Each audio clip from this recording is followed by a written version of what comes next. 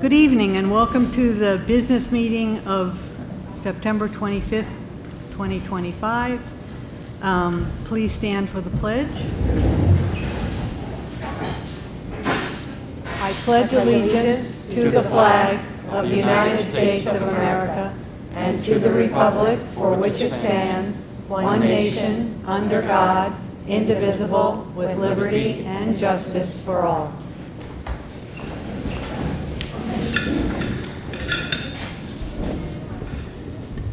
I'm first going to open it up for public comments on any of the listed agenda items.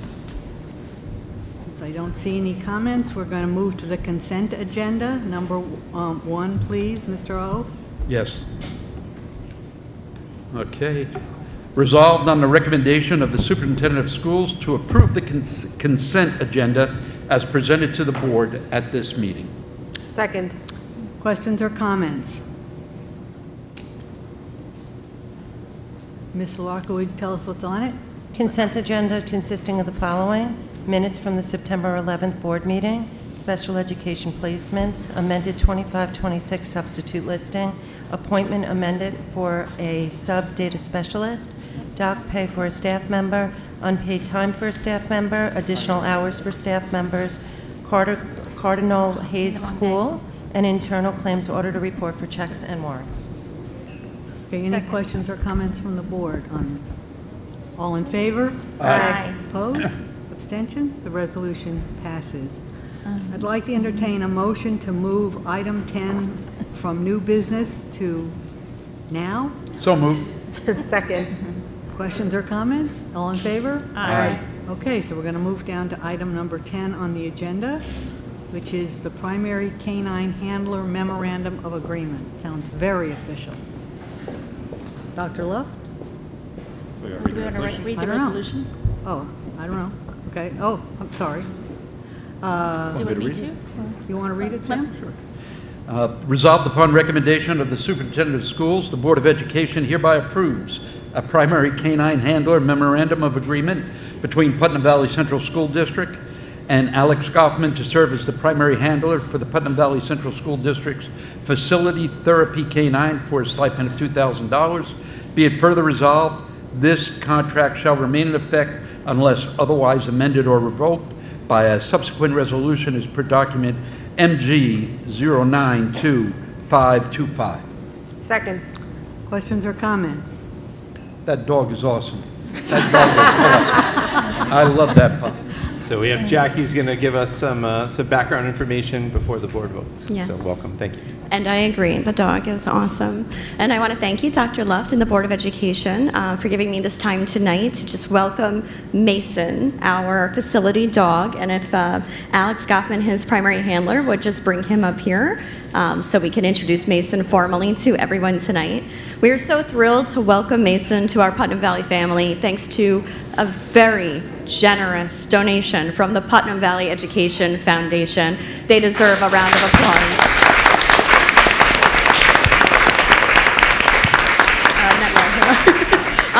And we are so fortunate to have both members past and present from the PVF here tonight, and we thank them for their support, their enthusiasm, and their patience. This was a long process. There is an application process to go through something like this, getting a facility dog for a school.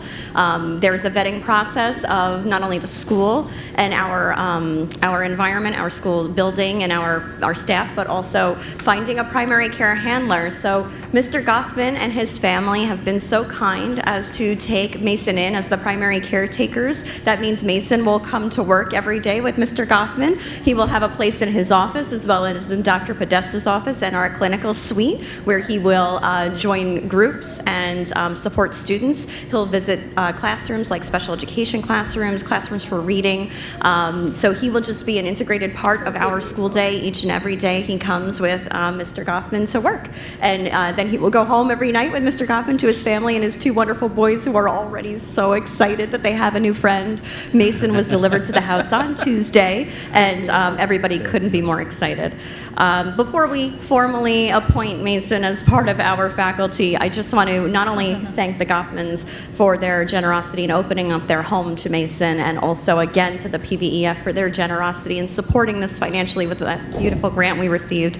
I also want to thank Brittany Lachos from Blue Path, who has guided me in every step of this process from application to now today. She's even here with us in our audience. She has been supporting Mason and the Goffmans in getting settled, and she will be visiting our elementary school as Mason begins his first few days of work soon. Right now he's transitioning into his new home, and pretty soon he'll be coming to work, and that Brittany will join us then to be able to support him as he transitions. I also really want to thank the support of the entire Putnam Valley community, because it really does take a valley to do something like this. We've had the support of the board, we've had the support of Dr. Podesta and Carly Roby, who's here tonight.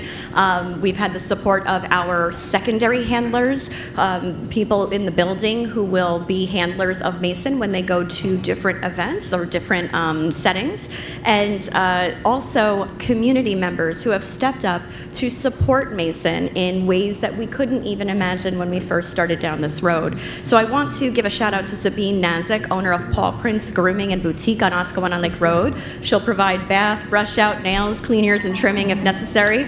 That is huge. And then I also want to thank Dr. Paul Moss, North Westchester veterinary. He's a Putnam Valley resident and son of former Putnam Valley School Board member Mary Moss, and Denise Brady, a vet tech and office manager of the vet, PV resident, and a mom of our own Matt Brady. They are offering veterinary services to support the dog as well. So this is so huge, and they really deserve a round of applause for supporting us.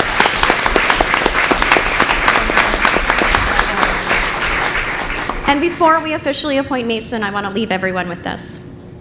A 2018 review of over 30 sources focused on therapy dogs found strong evidence for benefits in 3 areas: enhanced reading and language skills, meaning improved fluency and comprehension when reading aloud to dogs, social, emotional, and humane gains, better emotional stability, empathy, and school attitudes, and improved gross motor skills, faster task completion in preschoolers. Qualitative studies also support showing that therapy dogs reduce anxiety, boost self-esteem, improve behavior, and increase motivation and engagement, particularly in literacy activities. For students with special needs, dogs aid in social skill building, speech therapy, and hyperactivity reduction, sometimes detecting stress via cortisol sense. Specific to facility dogs, a study on their integration in elementary classrooms reported increased academic achievement, reduced anxiety in academic settings, and greater school enjoyment. And that had pronounced effects for students with disabilities and kindergartners. And of course, our teachers also benefit from emotional support of having a dog like this. So this is for everyone in the Putnam Valley school community. I can't say enough thank you to all of the people involved in making this happen tonight, and of course to our board for approving this work. So without further ado, if we can have a motion, and Alex will walk around so that Mason can be appointed as we do with all candidates. So I'm going to jump in real quick before the board votes. I echo Ms. Levine's thank yous, especially to the generosity of our Education Foundation, all those community members that are stepping up to provide services, and certainly the Goffman family for opening their door to Mason. But the reality is none of this would have been possible if it wasn't for the tireless work of Ms. Levine. I remember during her interview here, over 4 years ago, she shared during the interview that she wanted to bring a facility dog into the school, and it was a long process. And she wouldn't take no for an answer. If you've ever met her, that's not unusual. But she followed through on that, as well as all of the other things she promised to accomplish during her interview process. So this is really the culmination of many years of work, and we would not be here today if it wasn't for Jackie's dedication and belief in this and what it means for students and what it means for our community and to make this all possible. So I do want to recognize her efforts, as long as all the others who make this all possible. So thank you all. And thank you. I just want to say I did forget one very important person, and I can't believe I forgot this because I promised her that I was going to embarrass her.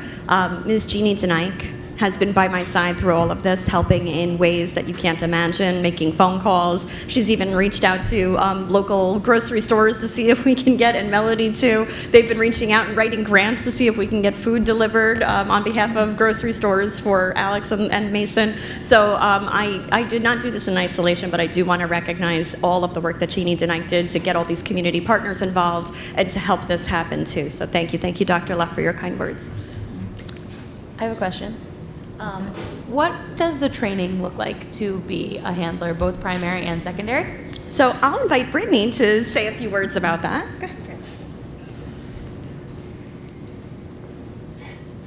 Hi, everybody. My name is Brittany. I'm from Blue Path Service Dogs, and I've been training Mason, I want to say, for the last 8 or 9 months or so, but I also met him when he was a teeny tiny puppy. The training for handlers involves coming to a full week of training with us. We have what we actually call it parent training, because most of our dogs become one-on-one service dogs for children with autism. So this coming graduation, we actually are really excited because we have 2 facility dogs and a service dog graduating. So we've invited Alex and the other handlers to come and join us for that week of training. So they'll do some intensive training with me and my staff and learn everything that they can possibly know about handling a dog. You're pulling yourself. Mason, he's very excited to be here. He really wants to know what's in your bag. Is there dog food in there? Yeah, so we do an intensive training with them, teach them everything that we know about this dog, everything that we've experienced with him, and kind of pass our knowledge along. And we also provide lifetime support. So we will come out to visit Mason at any time. We will support the maintenance of his training to ensure that he's behaving up to our standards on his day of graduation, and forward for the rest of his working career. And what about the secondary handlers? They are also joining us for training. Yeah, so they're not going to come for the full week. Alex is actually staying at the hotel with Mason from Monday to Thursday, and then coming to the graduation ceremony on Thursday night, whereas the secondary handlers are joining us for like a day at a time. Thank you. I just want to also thank the Putnam Valley Education Foundation for Mason, as well as all of the work that you do for our community, so thank you. Echoed. Okay. All in favor? Aye. Opposed? Dare you. Yes. Mason. Congratulations.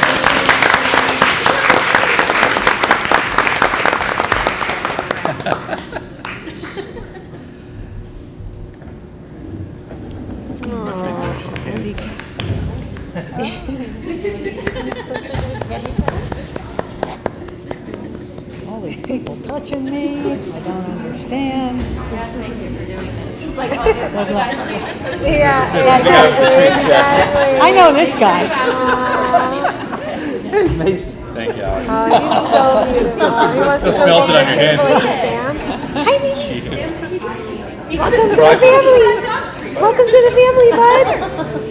Oh, He's so sweet. God. Are we said something else that says that people can't bring dog treats? Kids and their kids with dog treats? I heard he thought so too. What? that is so awesome.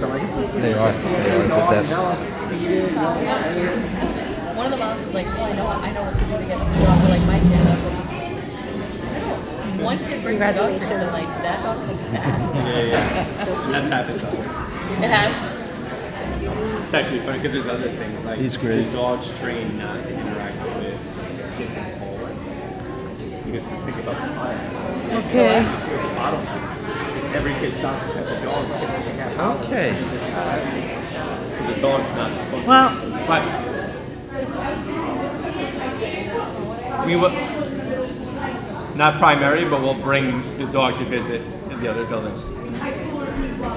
Yeah. Jackie's got a whole plan. okay, it's hard to top, but we're gonna And move on. switch from the dogs to our auditors.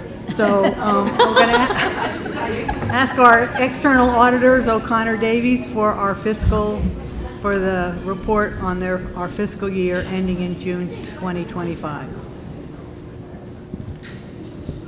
So we'd like to welcome Jeff Shaver from PKF O'Connor Davies up to the mic. I know it's a tough act to follow, I'm sorry. I know. Maybe we should let you go first before the dog. Right? Good evening. Thanks for setting me up there like that. I've never had to go after a dog.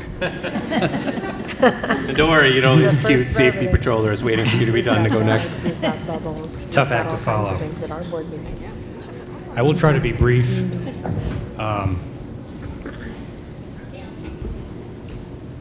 Again, my name is Jeff Shaver. I'm a partner with PKF O'Connor Davies, independent auditors for the school district. Happy to be here to present the results of the audit for the fiscal year ended June 30th, 2025. I believe everyone's been given a book. I'll try to take you through this. The audit process started back in the summer. We spent a week here. Our audit managers sitting in the stands, Carolyn, in charge of a team of about 4. We spend a week here in addition to some preliminary work that we do. And of course, there's some follow-up and wrap-up after that. And bringing us to the conclusion, the report is due to be filed with the state October 15th, so we're way ahead of schedule. This is actually your school district report was my first of the year, so you're the fastest this year, and this is my first board meeting to do a final presentation. So congratulations that you're ahead of the game. You're doing faster than the average. The audit went well. We received everything that we asked for.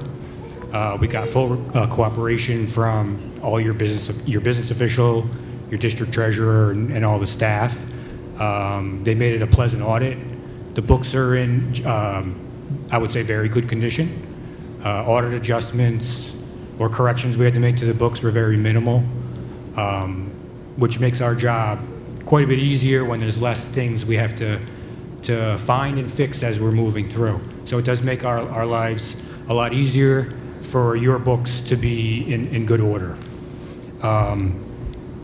We have issued, and this is what the first page after the table of contents is the independent auditor's report. We've issued what's known as an unmodified opinion on your financial statements. It's also referred to as a clean opinion, and that's the most favorable opinion that you can receive. What that means is the financial statements are fairly presented in all material respects. So we've looked through all the numbers that you see in the book. Some of the numbers I'll talk to you about in more detail. And we're comfortable that this is an adequate presentation in accordance with the United States government accounting standards. There is also a required report on internal controls over financial reporting. We've put that in the back of the book. Sometimes we refer to that as the yellow book report, as if that's the book that the standard is written. It's actually a yellow book, or it used to be. In that report, we would be required to tell the reader if we identified any material weaknesses or significant deficiencies in your internal controls. I'm happy to report that this is also a clean opinion, so no material weaknesses in internal controls or significant deficiencies were identified. With that said, I'd like to take you through some financial highlights. If you want to follow along, I'm on page 59. This is the general fund. Schedule of revenues, expenditures, and changes in fund balance, budget and actual. The first column is your original budget. The final budget is following, encompassing any transfers or amendments that were made during the year. Third column is your actual results. Encumbrances are open purchase orders or commitments as of June 30th, which will roll into your next year's budget. And the variance is the difference between your final budget less your actual results and encumbrances. So you can see from a revenue point of view, the original budget anticipated $58.9 million of revenue to be collected. The actual revenues collected for the year were $61.2 million, some $2.4 million greater than what was anticipated to be collected. There were some, what's referred to on the report as charges for services. Within that category is tuition charges to other districts. There was some $300,000 greater than budget. In the use of money and property category, that is where interest income is recorded. That was some $970,000 greater than what was anticipated to be collected. Keep in mind, the interest rates have stayed relatively high. The district's been able to earn favorable interest rates all year. That fact wasn't known during the budget adoption. In addition, some of the surplus interest income has to be allocated back to your reserves, so it's not prudent to budget for those types of items. State aid was better than budget by $481,000, and miscellaneous income by $566,000. In terms of the expenditure or appropriation side of the budget, the original budget called for $59.3 million of spending. The actual expenditures for the year were $56.993 million. After factoring in open purchase orders of $612,000, that left you with a budgetary surplus of $1.9 million, or underspending of your budget. And that represents about 3% of what you anticipated to spend. So said another way, you spent 97% of what you anticipated to spend initially. So while it is $1.9 million is a significant dollar amount, when you look at it in terms of percentage, you really were fairly close to what you anticipated to spend. There was a budgeted transfer in from the debt service fund of $1.3 million, which is below the expenditures and other financing sources and uses. Because the district had these other surpluses, it decided it didn't need to use that fund balance from the debt service fund, so the transfer was not made. So that was actually a shortfall in your budget. The net amount of all the surpluses I mentioned and the one negative on the transfer in comes to a budgetary surplus of $2.9 million that you did better than your budget. Keep in mind that $2.9 million isn't all actual surplus, because when the budget's adopted, there's a use of fund balance in the budget, which means, said it, or the way I like to say it, you're anticipating your fund balance to come down. When you appropriate fund balance, use money from your reserves, or use money from your unrestricted fund balance, you're anticipating your fund balance to come down, assuming you collect all your revenues and spend all your appropriations. So that number was approximately $1 million that you anticipated to lose of your fund balance. You didn't lose the $1 million, you ended up generating the $2.9 million I mentioned. After adding back the open purchase orders, the difference between those two is your actual surplus for the year. So the actual surplus, $2,548,000, net increase to your general fund balance. So the ending fund balance for the general fund only is $22.2 million. I'd like to briefly take you through the components of that fund balance, and you can see that on page 49. This is the general fund is just the first column on page 49. You'll see at the bottom the number I mentioned, $22.2 million. The bulk of your fund balance is in the what we call the restricted category. Those are legal reserves that the board has set up to fund for future obligations related to these specific items. You generally cannot use those reserves for anything other than what they're specifically set aside for. You have reserves for property loss and liability, $719,000, tax certiorari claims, $1.8 million, employee benefit accrued liability or payouts for employees when they retire, $1.7 million, ERS retirement contributions, a total of $3.4 million. However, $1 million of that restricted fund balance has been used to balance the 25-26 budget. $2,145,000 for TRS retirement expenditures and future capital projects, $8.9 million. That can only be used pursuant to voter authorization to take that money out to be applied towards a specific capital project. So that's your total restricted fund balance, $18,892,000. In the assigned category are those purchase orders I keep on talking about. Those are commitments that will be fulfilled next year, $612,000. And your amounts designated for subsequent years' expenditures. That's the amount of your unrestricted fund balance used to balance the 25-26 budget. That's $200,000 in the assigned category and $1,048,000 in the restricted category combined. That's $1,248,000 used of your total $22.2 million to balance your 25-26 budget. So when you start the year, your anticipated spend down of your fund balance is that number, $1,248,000, plus those encumbrances. When I come back here next year, that number, that balancing figure next year will be the sum of the $1,248,000 and the $600. Let's call it $1.8 million will be your anticipated takedown in the general fund of fund balance. The residual fund balance is referred to as unassigned fund balance. New York State only allows a school district to keep 4% of the next year's budget as unassigned fund balance.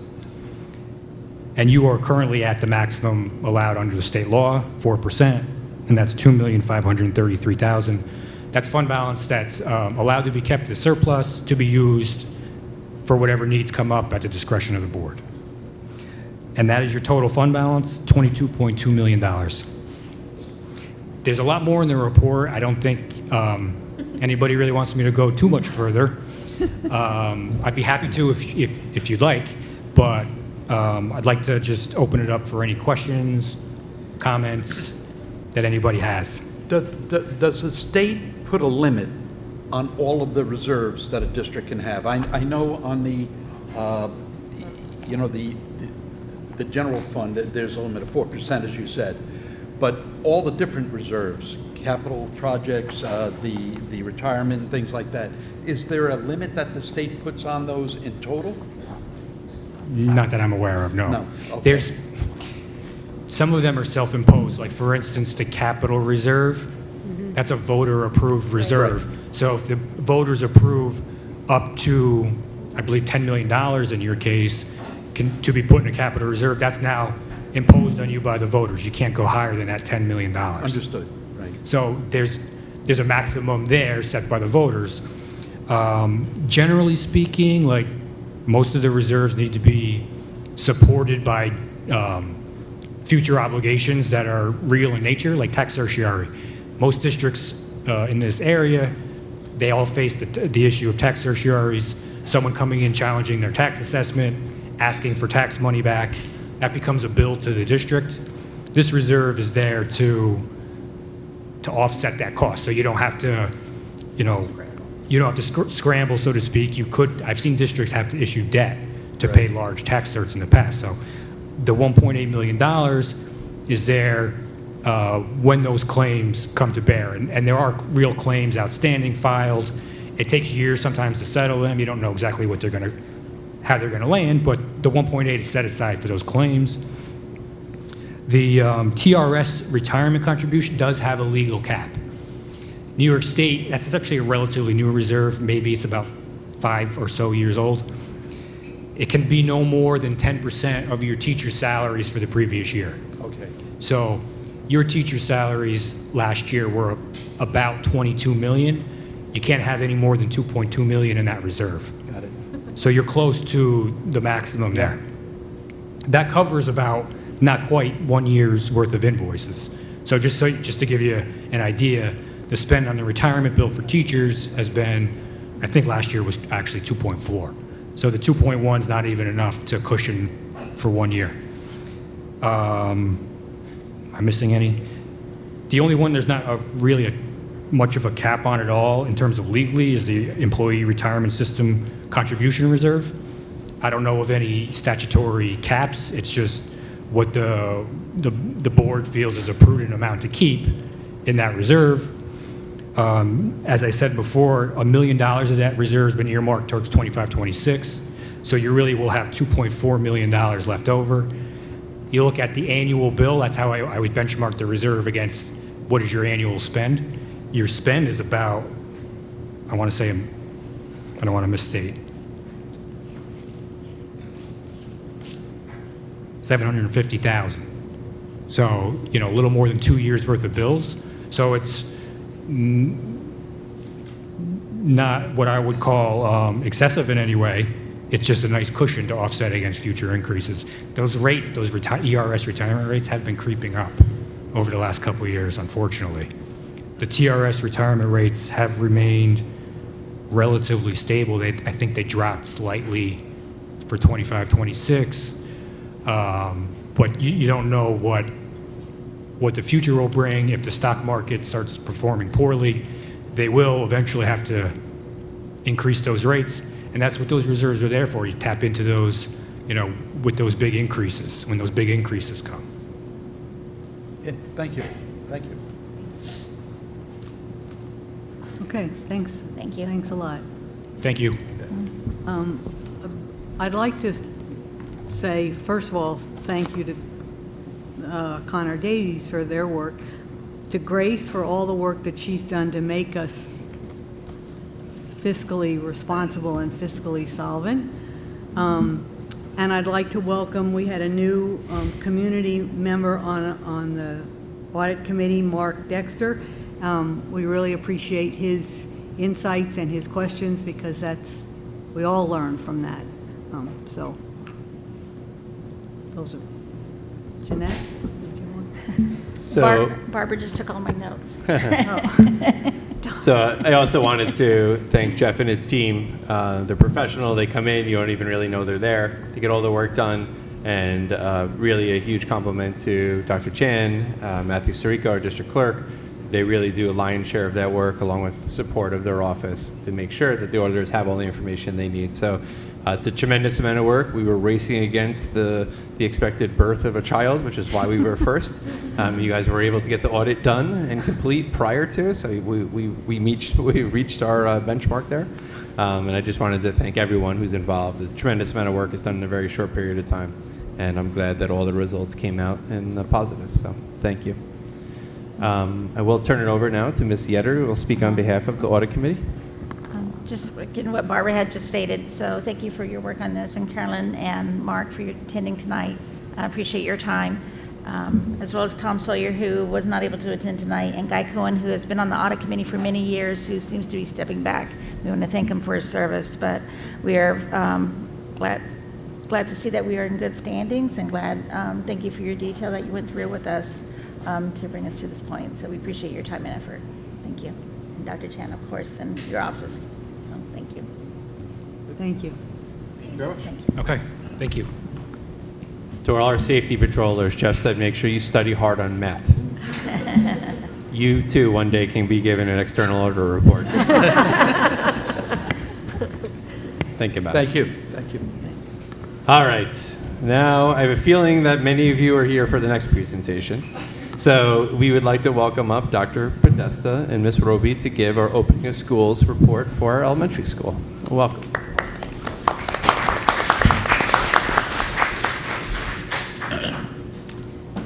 Hi, everyone. So glad to be here tonight. I'm here with Mrs. Roby, my assistant principal, and I'm here with some very special leaders in our school who have been sitting so patiently. I'm so proud of them. So if we could just get my presentation up on the screen, that would be, what do I have to do? Do I have to do something? Apparently Maureen has to log in.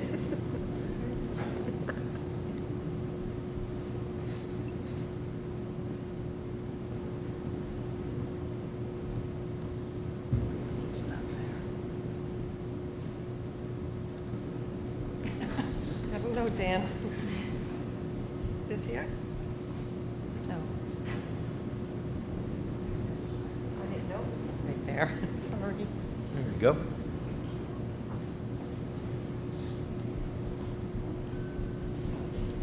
Fantastic. I didn't have it memorized, so thank you so much. So we are here to give our opening of schools report for the elementary school, and the theme for our district this year is resilience. And resilience meaning bouncing back, being strong, persevering, showing our strength, and learning with every opportunity that we can. Some of our guests recognize the picture that's up there from our opening of schools picnic, thanks to our PTA with the bubble bus and we had our Putnam Valley Education Foundation friends there, and we just started strong. And I am so thankful to say it's been a very, very smooth start to a wonderful school year. And so, like I said, we're studying and thinking and focusing on the word resiliency throughout our district this year.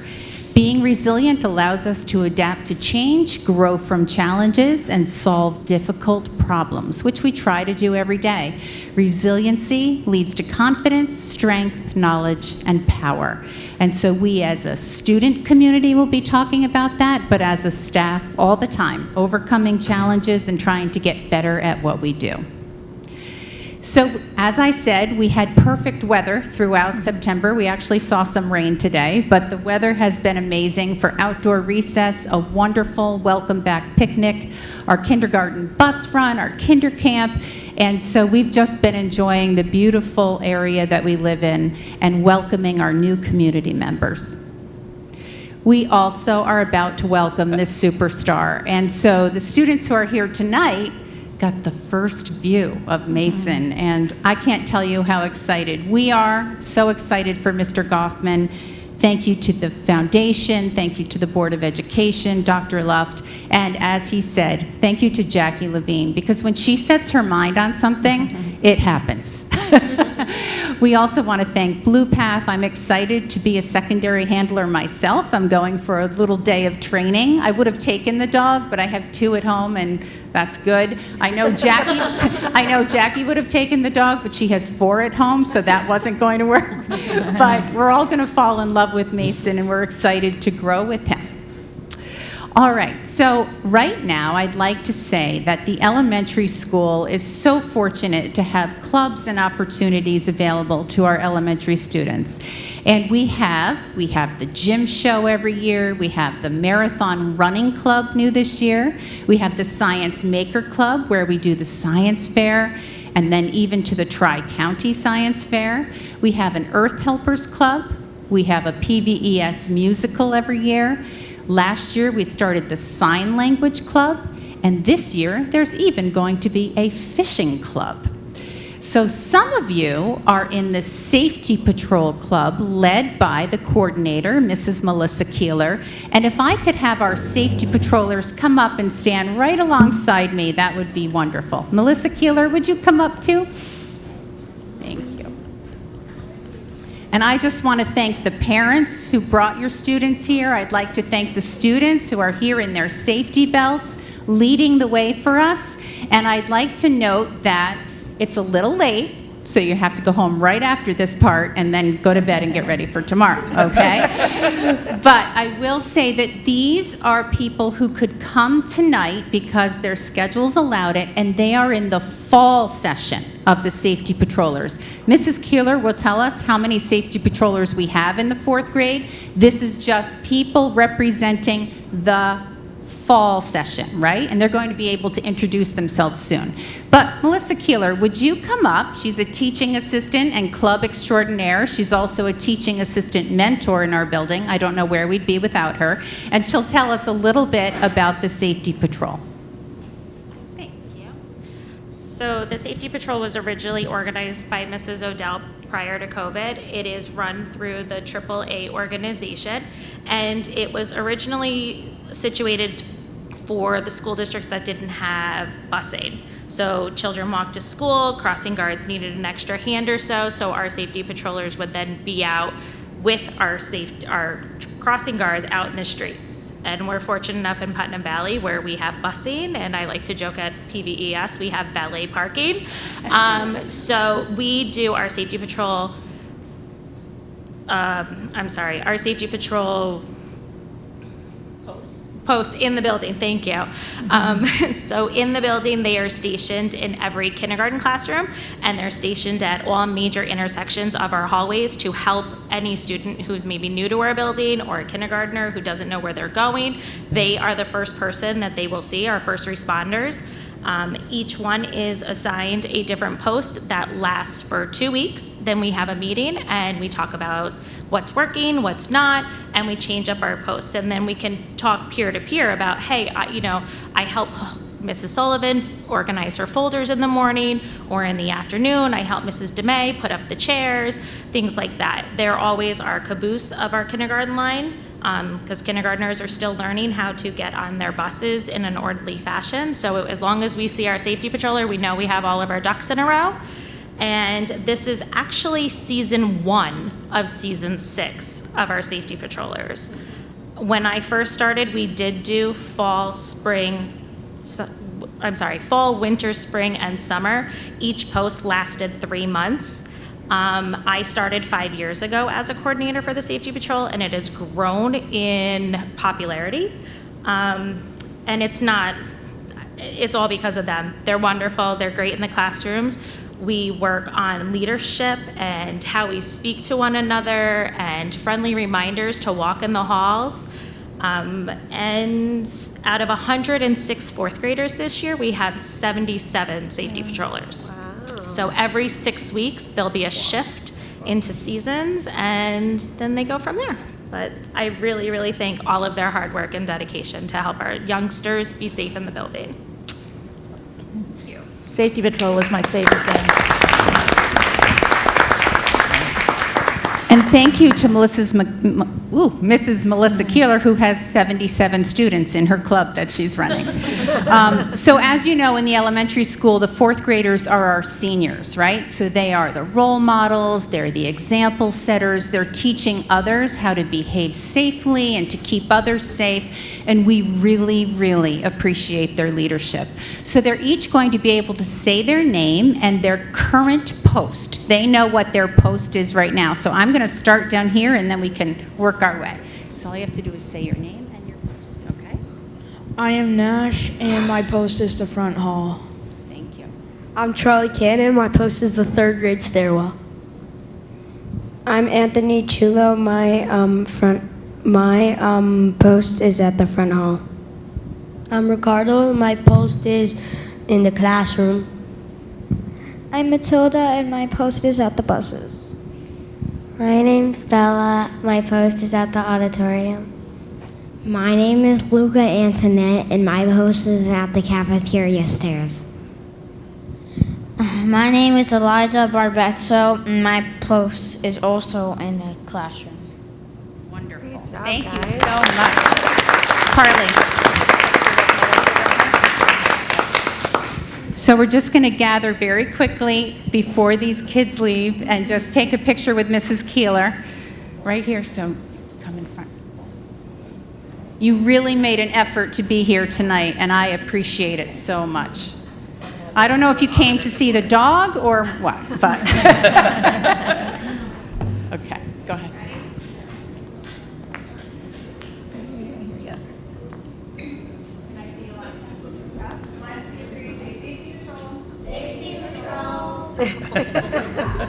Great job, Charlie. If you guys want to stay for a minute, the parents can. Do you want to let the parents take a picture? Or you guys are good? We'll share it. All right. Okay. They're like, get us out of here. Thank you all. Thank you all for so coming. much, everybody. See you tomorrow. Thank you.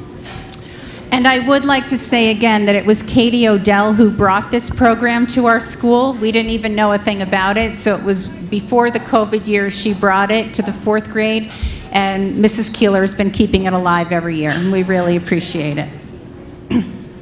Outstanding. So this year, we also get to welcome our UPK out in our back modular, which has been so exciting. So we have 2 full classrooms of pre-K students who are joining us through the YMCA.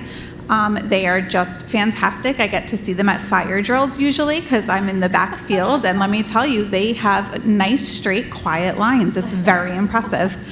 They have really just blended in already. You almost don't know that they're there throughout the day. Their drop-off and pickup times have been pretty seamless, and we look forward to welcoming them to more things such as Picture Day that's coming up, from fire safety lessons, the book fair, and many assemblies throughout the year. So we're really excited to have them and just to be able to integrate them into our building more and more. This summer, I say it every year, I am in awe at how the elementary school does not stop over the summer. It is the busiest school I have ever seen, and I just love it. There's not a single day that's quiet in the elementary school during the summertime. We're fortunate enough that we were able to house the ESY program this summer, so we had students in for 6 weeks of the summer on a daily basis, which is always so fun.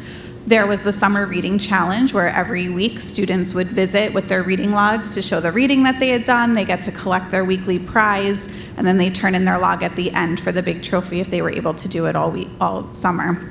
We had our summer boost week, which is so fortunate. Not many schools are able to invite students in to kind of remember what school is like over the summer, and that's really just so helpful for all of them. We were able to have our kinder camp and welcome some young students in to get adjusted to school before it even started. Our kindergarten bus run and orientation is always a blast. We had our kindergarten back to school night again for parents. That's so special. They get to go in, see the classroom, meet the teacher before day one so they know where their babies are heading. And then we got to welcome our new students to the school and give them a tour and get to meet them and their families before the year gets going so they feel a little more comfortable as well.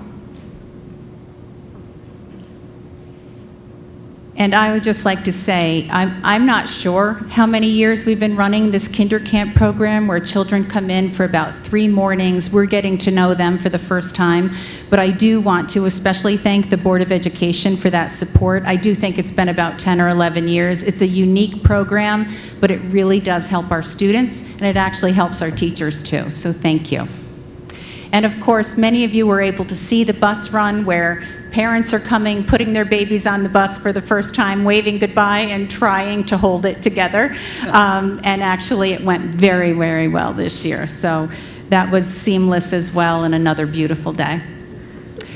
Many of you know that we have a really nice new look in our cafeteria. If you take a look at our tables with all the colors, we have a new tiger table in the middle that we're very proud of, and I'm not sure who gets to sit there yet. We'll have to find out. And some real first grade cuties with the last name Hernandez up there in the middle. But this is really a beautiful, bright, happy space for lunch for the children. Of course, this multi-purpose room is used by the Children's Center, it's used by the PTA, so it gets a lot of activity. And you know, we thank our custodians, head by Ray Renzo. This summer, so much work got done. The floors, the walls, the trim around the doors, and the building just looks beautiful. It really does. We have so many great learning opportunities for our students. As you can see here, these whiteboard tables, we were fortunate enough to add quite a few to our building this year. Something so simple really makes a difference with some hands-on learning. Here, the children can write with their dry erase markers right on the table while they're working with their teacher. They don't need any separate materials, and just the act of writing on the table is really fun and engaging for them. We have Chromebooks for students. We have multi-sensory magnet tile boards. We have all different flexible seating for different students, and really just so many interactive ways to engage them throughout the day. So we're fortunate to have that opportunity.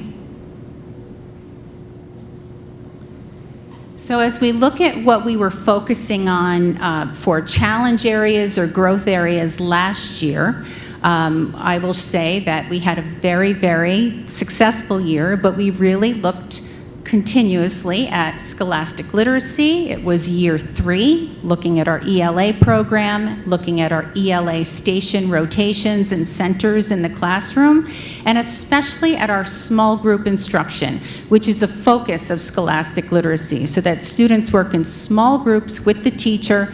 The rest of the class is working on independent work, reading, computer programs, and there's rotation going on. So the teacher really gets to focus in on the differentiation. This explicit instruction is directly in line with the science of reading, and so that was a focus for us, and we're proud of the work that we're doing. Hegarty began in K through 2, and just a year ago, you may remember, we had students here with Mrs. McCarty demonstrating the Hegarty program focusing on phonemic awareness. And I will say that our K through 2 teachers are seeing the difference in spelling and decoding using that as an addition to our ELA. The RTI process is very refined in our building. I thank Mrs. Roby. She's always updating the forms, the referral forms, the follow-up forms, and that's response to intervention, looking at how a student who's been given some kind of intervention in the classroom, maybe in AIS, how are they responding to it academically? So that data is very carefully organized. It goes along with the MTSS program. And, I'm just proud of the work that we do as a faculty looking at students and their growth. The science lab last year became a very popular place with Ms. Bross, with the teaching aide in there, working with the teachers, really looking at the new state exams, but especially for grades 3 and 4, the hands-on investigations. So that was a challenge for us the first year. Last year, we hardly talked about it. We just did it, and the students are performing, and it ties in with the science fair, and of course it ties in with the entire Science 21 curriculum. The library book exchange started last year with Mrs. Medina, exposing the children to the language of Spanish. And so we didn't have Mandarin last year, but the children, all the classes are going on a regular basis for book exchange, looking at literacy, looking at research, looking at the books that we ordered and filled the library with last year. But they're also learning Spanish while they're in there. So it's 2 for the price of 1, right? And just fantastic. And I can't say enough about Mrs. Medina and all that she does. And last year, Mrs. Burdett led the way as a literacy specialist in our building with the use of the writing revolution, really looking at writing instruction. That work continues this year. We made huge strides last year looking at the growth, and we have teachers this year saying, wow, what happened last year? And so when that happens, you know something is really working. And so we're really excited about that writing instruction. And just to go along with that, our curriculum is so strong in every single area. We have Eureka Math, which our students do just so well with every single year. Scholastic Literacy, as Dr. Podesta said, that really has that whole group instruction with comprehension and exposure to nonfiction and different cultural texts, as well as those small and explicit instructional groups and rotations. We have the Foundations program, which is that multisensory that really targets the phonics for students, and then the Hegarty that picks up the phonemic awareness. We also use Wordly-Wise in our older grades, and that's our vocabulary program, so they're exposed to higher level vocabulary words, and they're learning the different meanings and synonyms and how to apply those words. Science has been going strong with Science 21, and our social studies ELA through BOCES has been fantastic. We also have our social emotional lessons where our counselor, Mrs. Kildoff, pushes into every single classroom on a rotating basis to teach those social emotional lessons. And this summer she was able to meet with me, and we were able to connect our monthly theme to the work that she's doing, so it's all aligned even more. So not only were students in the building all summer, so were the teachers. And so we had different committees, but we also had grade levels and departments work throughout the summer. So we never really said goodbye to the faculty because they kept coming back, which was wonderful. We began right away looking, as we always do, at our master schedule. That is a schedule that we're so proud of because it maximizes learning opportunity for students. We really use that I-block for intervention, so if a student leaves for reading or speech or occupational therapy support, they are not missing new content in the classroom, but the teacher can use that time to work with other students in small groups or individually. So this master schedule, we take into account all of our special education needs, our specialists, lunch and recess, and all of the teacher contract pieces come together to make a schedule that really works for our learning community. Our K-12 writing committee met with Mrs. Levine. We also met as a writing group ourselves in the elementary school, really looking at that K-12 writing rubric, which you'll hear more about this year, but that work is coming along really well as we focus on writing instruction. We also have the beginning of a literacy curriculum review committee where the state is suggesting, not requiring, that every school really take a look with a multi-grade level team to look at your literacy teaching and see if there are gaps, see what strengths you have, see if there's anything missing. So we have a wonderful group of teachers who came together. We met with a consultant from Southern BOCES specializing in literacy, and we started this work. This is big work. It's heavy duty, digging into all your materials, documenting what you find, and not just filling out a checklist saying, we do that. So it's also leading to wonderful discussion of teaching literacy and how well we do with it and how we can continue to improve. Our grade levels meet throughout the summer. They work on their summer curriculum writing with artifacts that they can show you what they've created, and whether it be assessments or practice for students or direct teaching for small groups or large groups.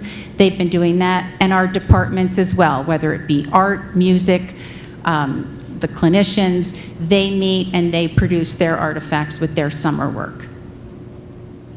So, as I said, we met with a consultant for the Literacy Review Committee. We're just getting started with this work. We actually met with our elementary principal group at BOCES today, and we're kind of on the cutting edge of doing this work.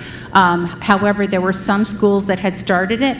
Our consultant was Liz Brines. She offers so much knowledge in this work, and so we were lucky to have her come. She'll probably visit us again. It's through BOCES, so she's available.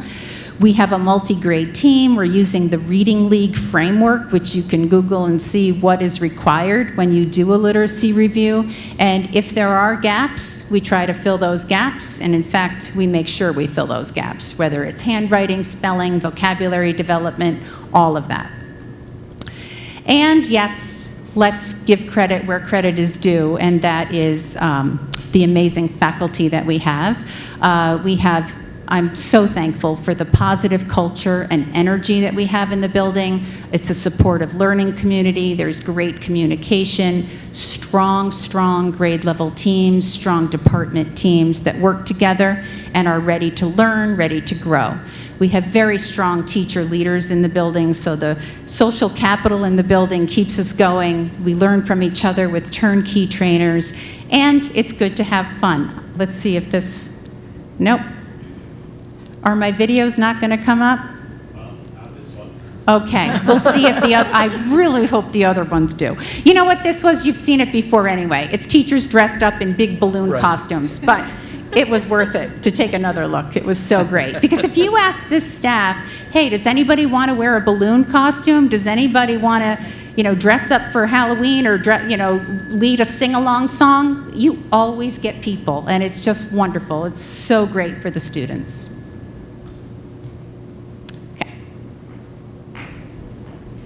Along with our faculty, we have amazing community connections here in Putnam Valley.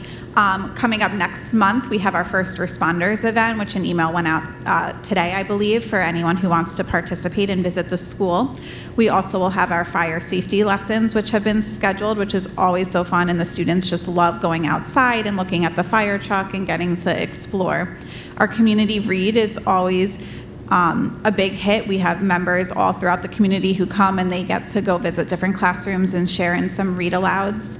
Our springtime planting was fantastic this past year. I have to say, I cannot believe what the front of our building looks like. If you have not been there lately, please come check it out. The flowers are still going strong. They are beautiful, and that was such a fun time. We had Irish step dancers visit the school last year. For 2 years now, we've had Wings Over Water providing dry swim lessons to our students, which have been amazing, along with additional assemblies and guest readers throughout the year. And our Flag Day is always so much fun with the school gathered outside by the flag post.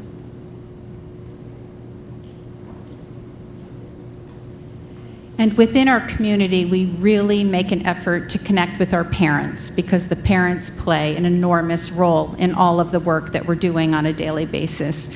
So everything from parent conferences to our close collaboration with the wonderful PTA and PVEF. We have collaboration with our local library, with a woman who came and actually did read-alouds in our library groups last year. We've already had our back-to-school nights, which were extremely well attended. Last year, we had our ELA parent workshop, and we always hold ELA nights. We'll try to have a math night as well, ENL nights for families. We hold a springtime reading academy, and I thank the board for that as well, because children in grades 1 and 2 who could use a little extra boost in the morning for a few weeks in May, we used to call it March Madness, can really make a difference for that extra reading focus.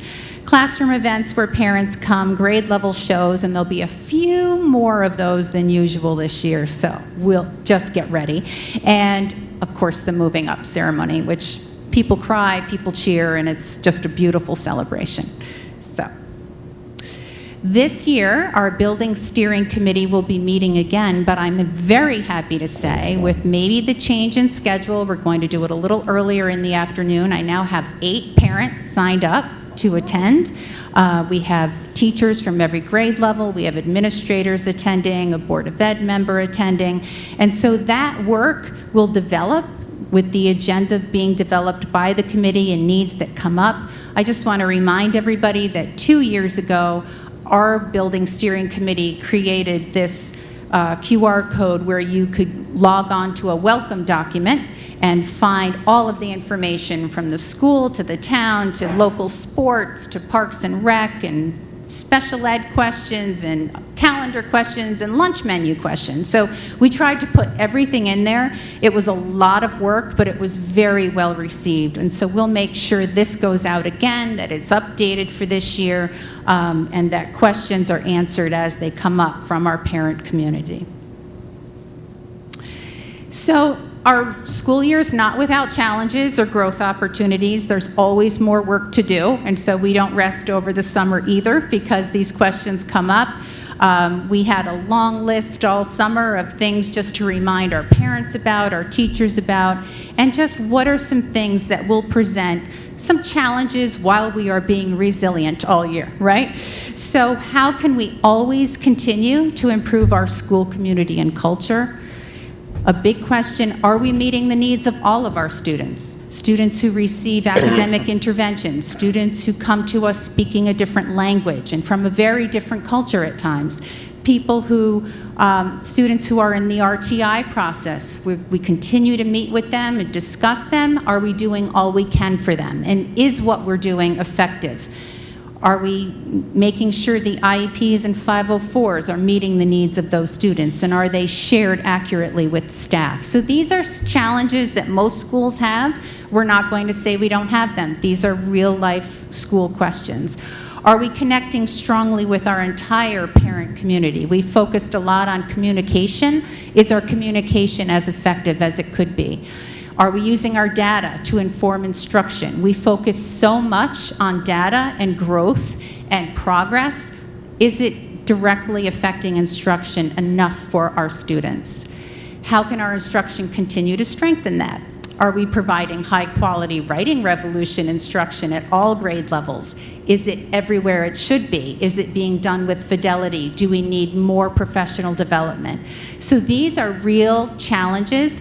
And then the next one, a new one, how are we integrating our new UPK friends? And how can we think of schedule changes? How can we think of inviting them into our volunteer fire department day and our assemblies for our younger students? And that's not a challenge, it's kind of a fun thing, but it's new to us. And sometimes I'll schedule something at a certain time and it's so new, and I'm like, you know what, that time's just not gonna work because that is dismissal time for UPK, or that is when they're at lunch. So, you know, we're all growing, but we welcome this challenge. Our focus areas for this year then continue to be the writing revolution work, K through 4, literacy review that I've talked about, and making sure that we totally understand and are using the science of reading.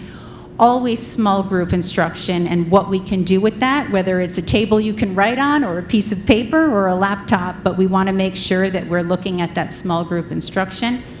iBlock and the instruction that's happening in the classroom during iBlock is extremely important to us. Some children may leave for very specific reasons. The other children in there are getting instruction at that time that is not new. It could be enrichment, it could be reinforcement, it could be review. The science lab planning continues to be a focus. We're giving support to our younger grades as well, not just 3 and 4, so we're excited about the hands-on science. You can see the chicks appeared in the Spring, what a hit that was. That's also thanks to the Putnam Valley Education Foundation and Mrs. Bross, who took care of those baby chicks. Computer-based testing is a focus area. Last year, we started with grade 4. This year, it's grade 3 and 4. And keyboarding for students is a focus for us that we're already acting on this year, which I'm excited about. Character education and SEL lessons are always a theme. Carly and I will be meeting with the grade levels once a month. There's a book theme that Carly will talk about, and so that is also an opportunity for us to grow. And we can always improve the RTI process, even though I feel like we could actually almost teach a workshop on it, but there's always room to get better. What's keyboarding? Keyboarding, typing. Yes, and you'll get to see a picture, yes. Here we go. So right now, our schedule allows us to provide extra support to the classroom teacher with faculty members who are available to support students with the typing program the children are using. We want our children not to be hunting and pecking with their fingers, because by 3rd grade, they are typing paragraphs on a state test on a keyboard. And so we're trying to provide that support to them so that, these children are they are on phones and laptops really young, way before they come to us. But we want to make sure that now we're not only teaching handwriting, we're actually helping them with their typing skills. So this is already started. Once every 2 weeks, they really get time to direct instruction and practice. So this will benefit them. For our enrollment this year, if you take a look, our total number is down to 512, where it was 530 last year.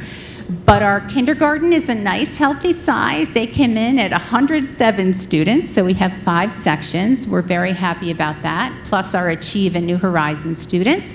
We have 86 students in 1st grade, so that's our tiny little grade, and that's 4 sections.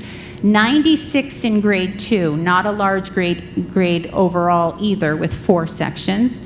We have 113 3rd graders and 110 4th graders.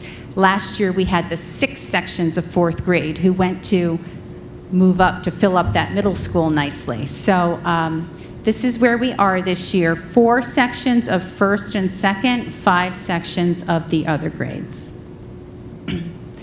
And I just want to give a shout out to the teachers and the support staff and all of our teaching assistants and teacher aides that we work with every single day. We work with a great team, and we love working with them. We have grade level coordinators who help lead the way for their teams. We have monthly professional learning hours, and staff members step up to teach us, to turnkey information, and to help us grow.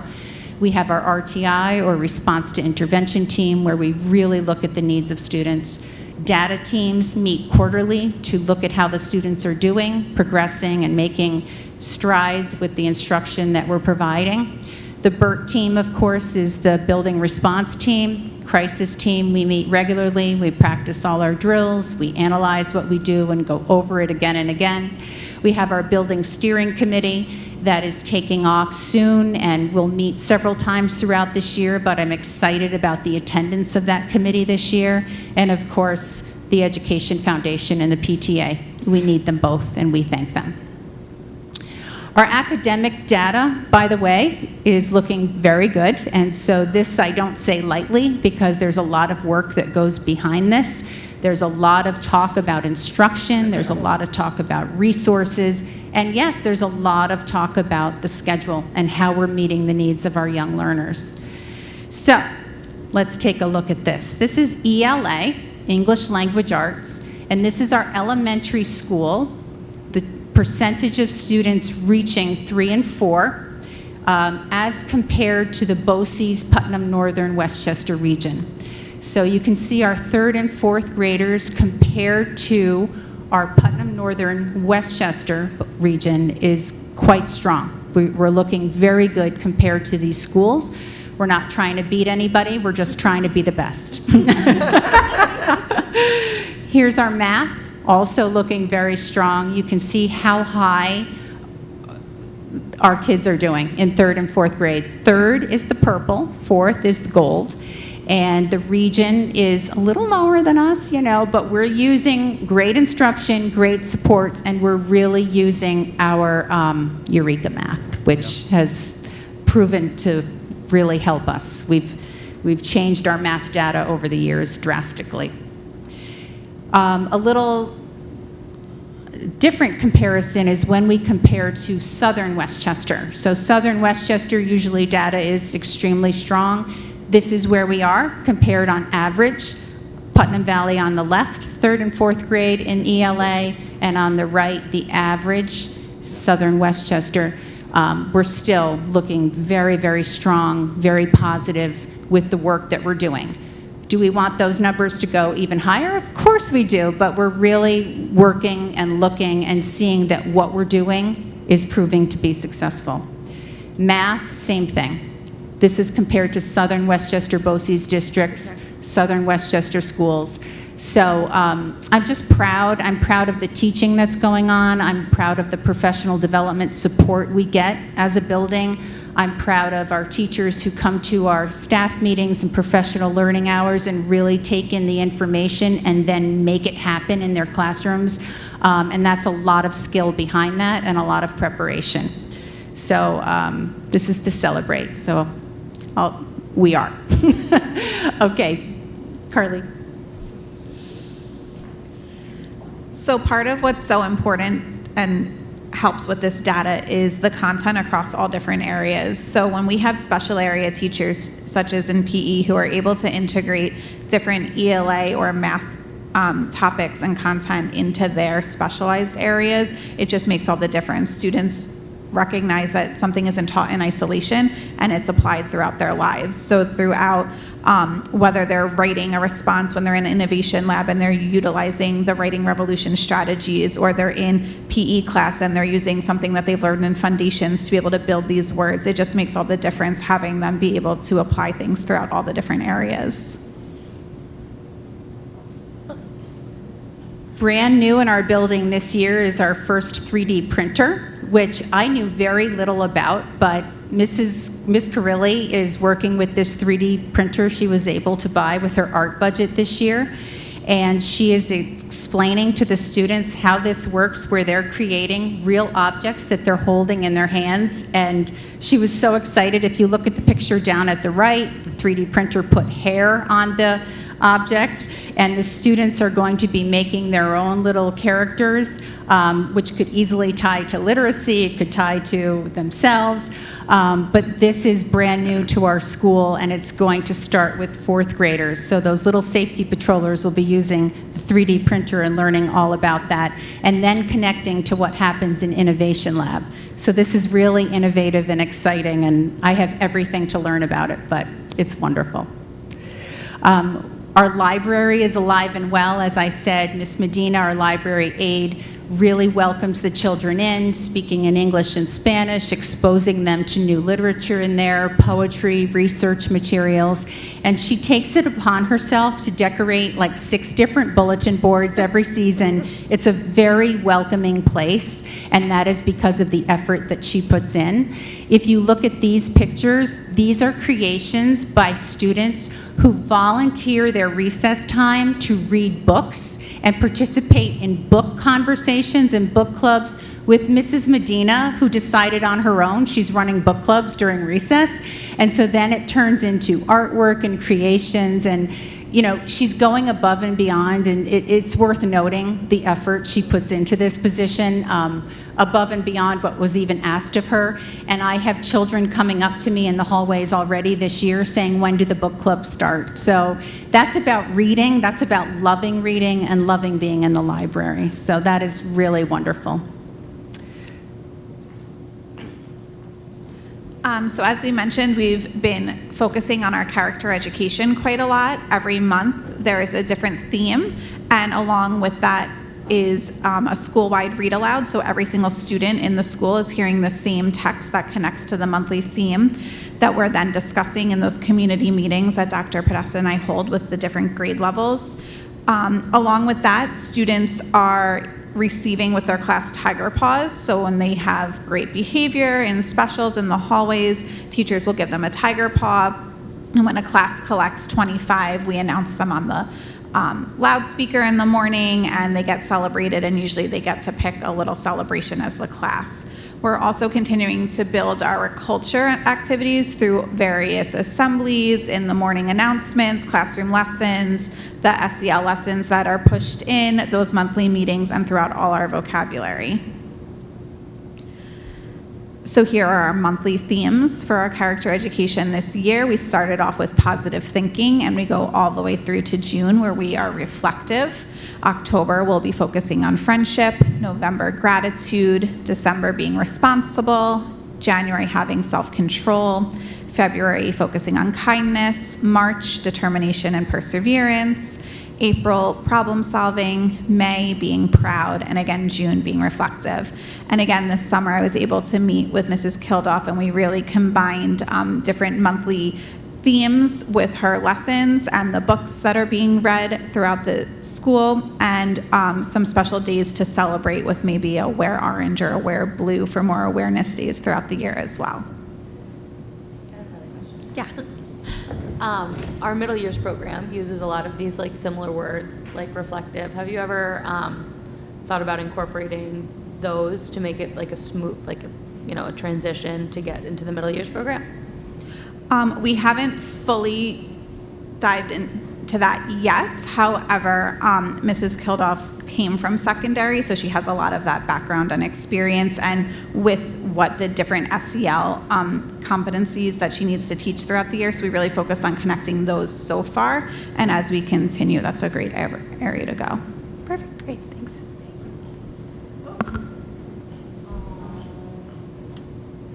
So I just want to thank Mrs. Sillery in our office, who puts up beautiful character education bulletin boards in our cafeteria. So that helps brighten our cafeteria and also teaches with the character ed. Okay. Where's Alex? Alex is with Mason. Okay. You know what? So last year we had the pleasure of having Tom Chapin come to an assembly. And this was thanks to Kara Hess's dad, Mark Weiss, who really made an effort to bring him to us at no cost. And it was unbelievable. And so this video, I'll email it to you, but at one point, Mr. Chapin stood up on the stage and started singing This Pretty Planet, and the children in grades K through 4 led the way with the song. It was so moving. Over 500 children start singing his song, This Pretty Planet. He stopped singing and just played his guitar. It was gorgeous. And that was, for, as principal, these are my babies here, and it was kindergarten through 4th grade just singing in their beautiful voices, and Mr. Derlin makes such a difference, and he had taught them that song, and he gets them to sing like the angels that they are. So this would have been really nice to listen to, but I'm going to email it to you because it was a moment in time. It really was. Okay, and I also had the helicopter landing from last year's first responder, which was also a moment in time, and thank you to Dr. Luft for making that happen for us. But the helicopter really landed on the front lawn, and we also had stations that just spontaneously occurred with first responders who decided to spend extra time in our school, and classes were just rotating to different first responder stations, one of them being a therapy dog. There was an ambulance outside who said, hey, the kids can visit, and it was just a beautiful day. So the magic happens, and we are now taking off into a whole new year. Go Tigers, we're so proud, and when these magical moments happen, we can't forget them because we work hard every day, and these students just amaze us. So thank you so much. Thank you. Thank you. Does Just anybody have any questions? 2 quick comments, and maybe this borders on a wish list, but 2 things I would love to see happen: that your 4th graders have a special devoted strictly to Spanish as a language, to bring it down there. I know that would involve hiring extra staff, but we should think about that when budget time comes around. I think that is so important. Spanish is such a necessary language today in our country, and the more people who can communicate bilingual, I think that's an amazing thing. And at 4th grade, they could grasp it so quickly.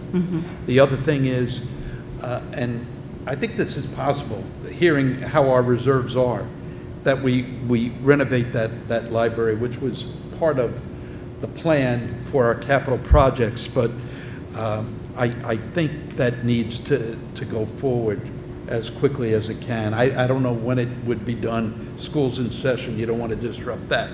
But that should be on our agenda, Dr. Luft. The library is important. And, you know, I walked in there the other day, and it's beautiful, but there is so much that could be done with that space. You know, that big desk area, remove that, make, there's just so much. Yeah. So those two things I'm thinking of as budget approaches. Yeah, we can certainly look into it. Yeah. Thank you. When I think about the elementary school in Putnam Valley, my brain sees rainbows and sparkles and unicorns And bubble bus. and bubble buses. And I say that with all of the joy in my heart, not only as a fellow colleague, but as a mom of 3 children now who have gone and are going through that building. My kid is excited about going to school every day. Right. I was sharing with Dr. Podesta earlier this year that she wasn't able to make it to kinder camp because she got sick. And wow, did mommy hear all about why she was not allowed to get on the bus to go to you know, the little summer boost camp that they were having for the incoming 1st graders. And so thank you. I know wholeheartedly how much work you do behind the scenes, the both of you, that no one ever gets to see. 40 slides that don't even represent probably one day in the elementary school. So thank you so much for the care, the consideration, the thoughtfulness that goes into every decision made. When Dr. Podesta talks about milking the schedule for every minute that it's worth, she really does. The portfolio that you all have worked on as far as literacy and what it looks like to experience literacy in the Putnam Valley schools is tremendous. The science of reading is represented, balanced literacy is represented, making sure that our kids are falling in love with books is represented. I mean, it's just gold what you have created. So thank you so very much. Thank you. Thank you so much. Thank you both. It was very Okay. informative. Thank you. Appreciate I'm it. really impressed with your the testing against the PNW and the SNW. Thank you. I just want to give you congratulations for that. It's wonderful. There's so much Thank that you. goes It's behind great. that, including your support and the resources and the teachers and all they've taken on. So thank you so much. You have Yeah. great staff too. Yeah. So I just want to echo many of the thoughts that were already shared by the board. It takes tremendous leadership and a tremendous amount of dedication and time to make all of those things possible. And I agree that represents a small fraction of what happens in that building on a daily basis. But really a huge thank you to you guys, your leadership, and certainly every single staff member in that building that comes Yes. to school every single day looking to love and care and teach children, which is what happens in that building every day. So Yeah. thank you all. Thank you. Thank you very much. Student reps, did this bring back any memories? Did you see any pictures of hallways or stairs? 100%, yeah. It's like deja vu. Yeah, bend the microphone toward you. Yeah. It's really Otherwise, nice to it see won't because record. those are good memories. So, yeah. That's Did all 3 of you go through the elementary school? Yeah. Yeah, okay. Oh, did it make you a little homesick? A little. Yeah. You're doing good things now, though. Yeah, it feels like yesterday, honestly. It's like, Yeah. goes by so fast. It does. It really does. Yeah. It's true. Well, Thanks thank you a so lot. much, everyone. Thank you. Thank you. Thank you. Excellent. Okay, students, we're going to let you do a report. What's been going on? So, we're settling into school. It's going good. We're all seniors, so we've been like doing college stuff and meeting with our guidance counselors. So that's all been a little stressful, but it's good to get out of the way now. And we have homecoming tomorrow. Your homecoming. And we're getting ready for Color Wars, which is very exciting. Which are when? It's October 17th, I Okay, think. so you have like 2 more weeks to get ready, huh? Yeah. What color are you? We're red. You got the homecoming game this Is it Friday always- too, right? Tomorrow, Tomorrow, yeah, 6:30. Yes. yeah. Are seniors always red? No, It goes by the grade. Yeah. They stay with the I same thought color. last year there was a red dragon too. No, they were orange. Oh, orange. Orange. Close. The Red family. Yeah. Yeah, things are going well in the high school.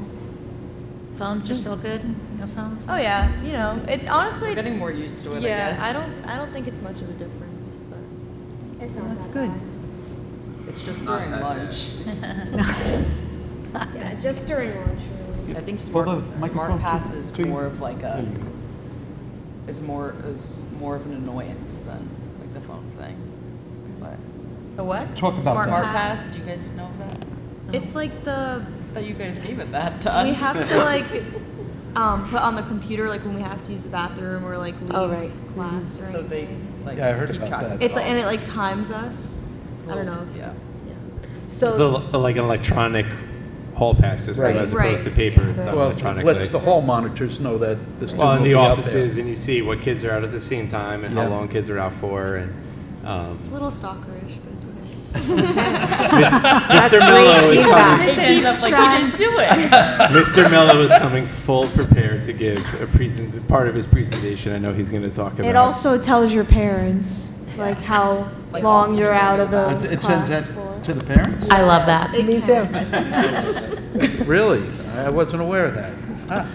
I'm going Wow. to tell you that it's only stalkerish, that these things get implemented because of the abuse of the system.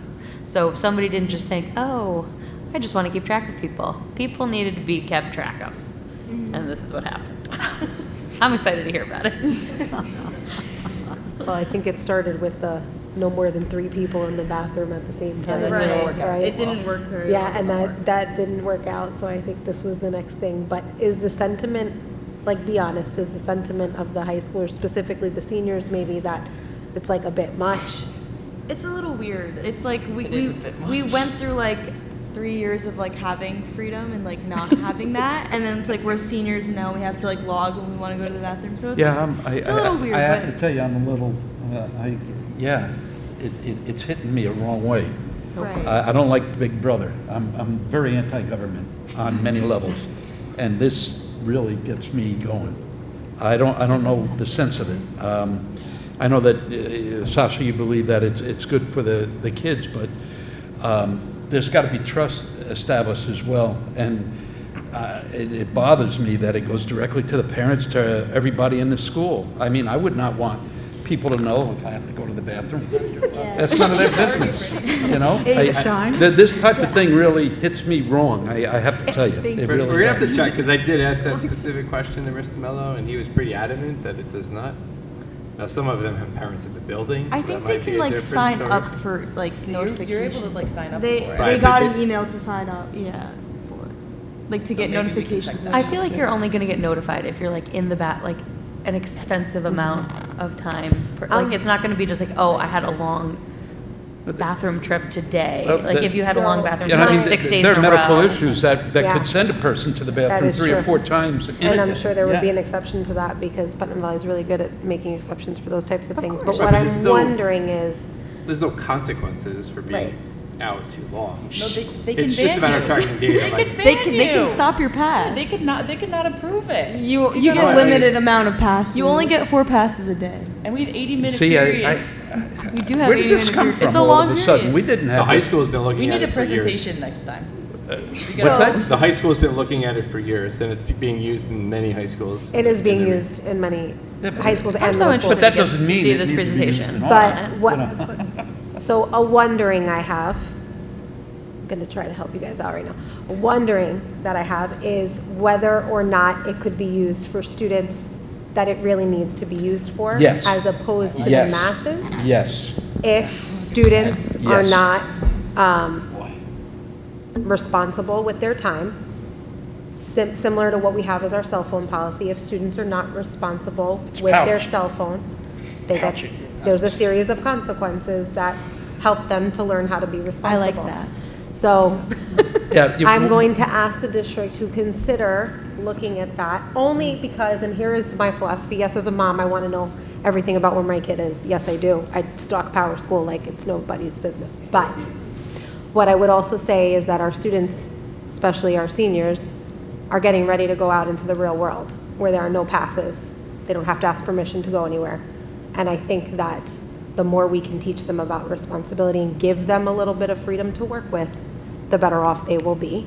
I don't know if the problem was saturated throughout the school of the abuse of time, but I wonder if we could just look at it. Yeah, I got to tell you, when you use mass punishment for everybody, especially the innocent, that just, it's. I don't think it's mass punishment. No, it is. It is. Accountability. When Mass everybody who has accountability. been following the rules has to be smacked in the head because of Sam, 3 or there's 4 no or 5 other punishment kids. We're not there. It's not and punishment. We don't. No, we were I'm not- really uncomfortable with this. I have to tell you, I do not like it. And Okay. I will let Mr. Mello know that when he does his presentation. Well, let's listen first before I've we listened. judge. No, I'm just saying. The whole the whole student body is ignoring the past process. I never heard that. It's never come up in the 4 years I've been sitting here. It's never been a concern. And now all of a sudden, we're going to Big Brotherize everywhere where these kids go. I'm uncomfortable with that. I really am. I'm sorry. I think it's being looked at, correct me if I'm wrong, Dr. Luft. Do it as to those who deserve a it. system of accountability to make sure that kids are where they need to be. Not vaping in the bathrooms. There's Again, got to be another side and reason. I know very little about it. It certainly was not my idea, and it's not something I brought in. It's something that the high school faculty and administration has been exploring for years. I know that they've talked to other schools that are using it extremely effectively. They identified an issue, and they found this to be a solution for the issue in which they have identified. But we really have to at least provide them the opportunity to share what it is, how it works, why they got it, what they're benefiting from it, and what are some of the shortfalls. And ultimately, it would be a high school decision as to what they do with it in the future.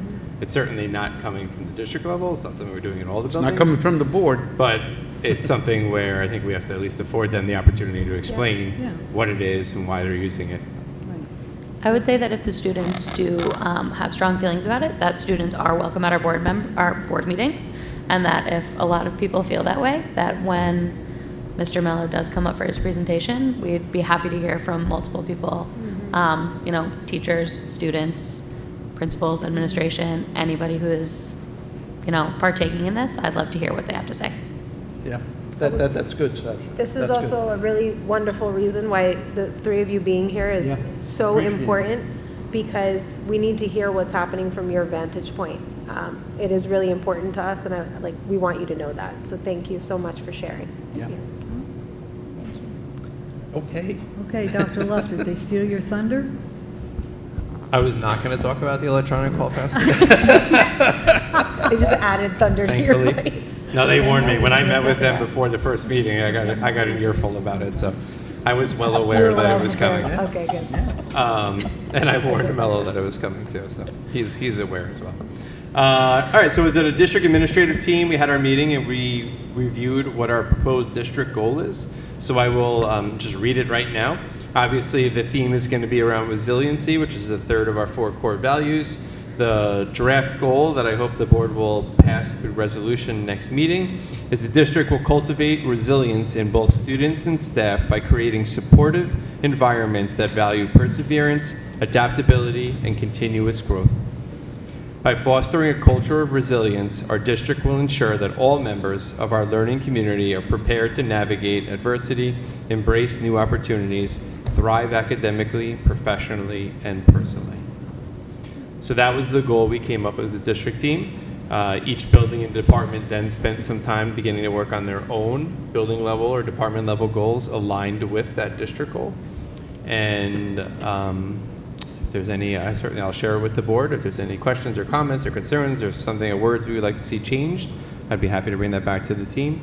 But that will be our proposed goal for this school year. Okay. Some quick updates. So obviously we heard from, we welcomed Mason, we heard from our elementary school and from our audit committee members this evening, so thank you for all of them putting the hard work in. We had mentioned before our homecoming football game is scheduled for this Friday. We hope we have some special guest appearances. We spoke a little bit about the first responder appreciation events. So our first responder football game is scheduled for October 10th. It's when our color guard from the volunteer fire department shows up. We recognize all of the first responders who either serve or live within the Putnam Valley community. So I hope many in the community will come out. We're going to spare the embarrassment of walking down the driveway and standing on the field. I feel like that has become a deterrent. People don't like that attention. So instead, we are just going to ask them to sit in the bleachers, stand to be recognized, and when we read our thank you message to them. So hopefully we'll get the word out there. I know Dr. Podesta had already sent something about her community read in the elementary school scheduled for the 29th, and October 28th is going to be our first responder apparatus event here at the high school, middle school campus. We've already reached out to the Westchester County Police, the Sheriff's Department, the State Police, Fire Department, Ambulance Corps, among others, to try to get them to bring some of their cool stuff. Maybe we'll get some canine dogs, since that seems to be the theme of the evening. And it's always a great opportunity for the kids to come out. And I think it's really the same community members every year that make this all possible for organizing it and getting the support we need. Last year, as Dr. Podesta had mentioned, we had the Westchester County Police helicopter land at the elementary school. It was probably one of the coolest things I've ever seen. 500 students saw a plane flying 10,000 feet overhead, and they were like, "There it is!" I'm like, "No." And then all of a sudden, a helicopter came screaming in about 8 feet above the trees. Then they realized what was really coming in. So it was the teachers, typical elementary school teachers were all in panic, like what could possibly go wrong? It's going to hit a wire. It's kind of like, it's you driving a car, is this guy driving a helicopter? Like, he doesn't have any fear, any concerns. He knows exactly what he's doing. So, of course, it landed on literally the 2 lines we made for the skids. It landed perfectly right on those. Yeah. And then the students came down. What you're not seeing is they're handing them, many of them wrote cards in their classrooms. So they're handing them thank you cards. So they barely fit in the helicopter by the time they left. They were all piled up in the back. So it was a really cool experience. And we want to do something similar. Actually, we're looking to maybe expand our aviation horizons. So we're going to see if we can find some other cool stuff. Wow. People will let me borrow for today.